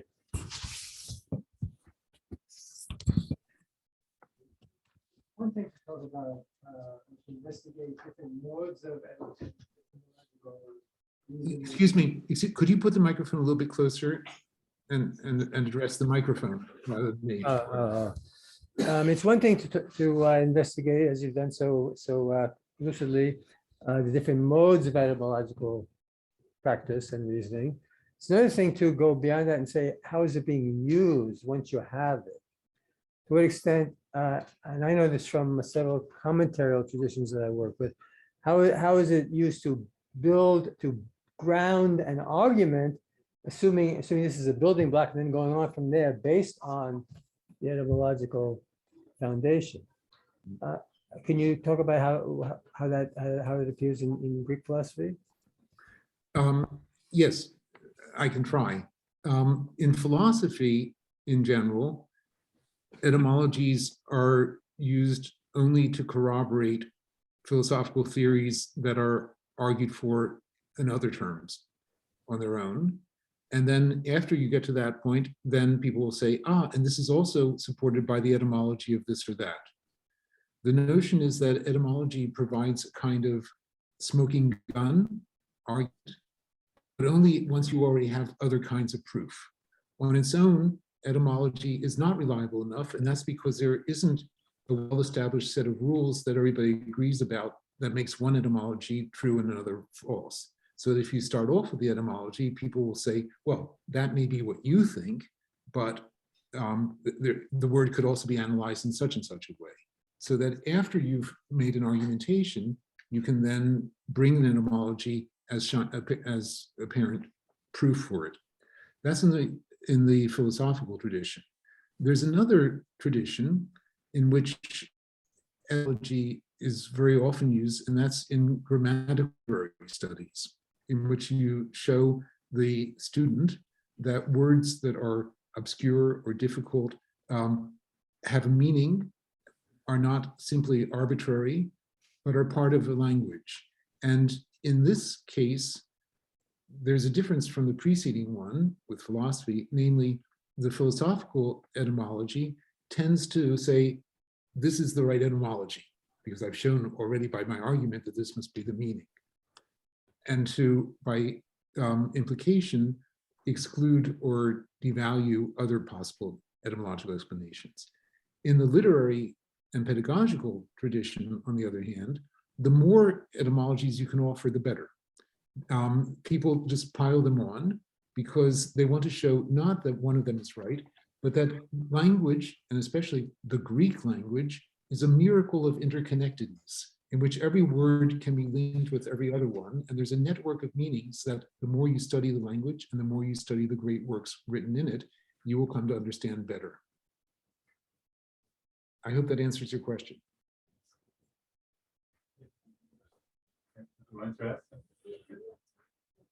It's a relatively short question. It's about a passage. Okay. I'm sorry, I have already doubts and questions about the Cratylus, I think, for almost 2 decades. So I limit myself to one short passage I was always wondering about. It's in 400D or 401A. And it's about just before Socrates launches into a question about the names of gods.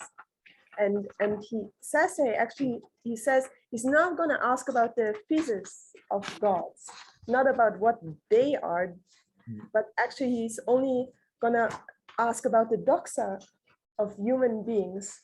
And I always found it interesting that that kind of opens the investigation. So could you comment on that. Yeah, thank you very much. I hope that you are not the only person who is left with some perplexities after my talk.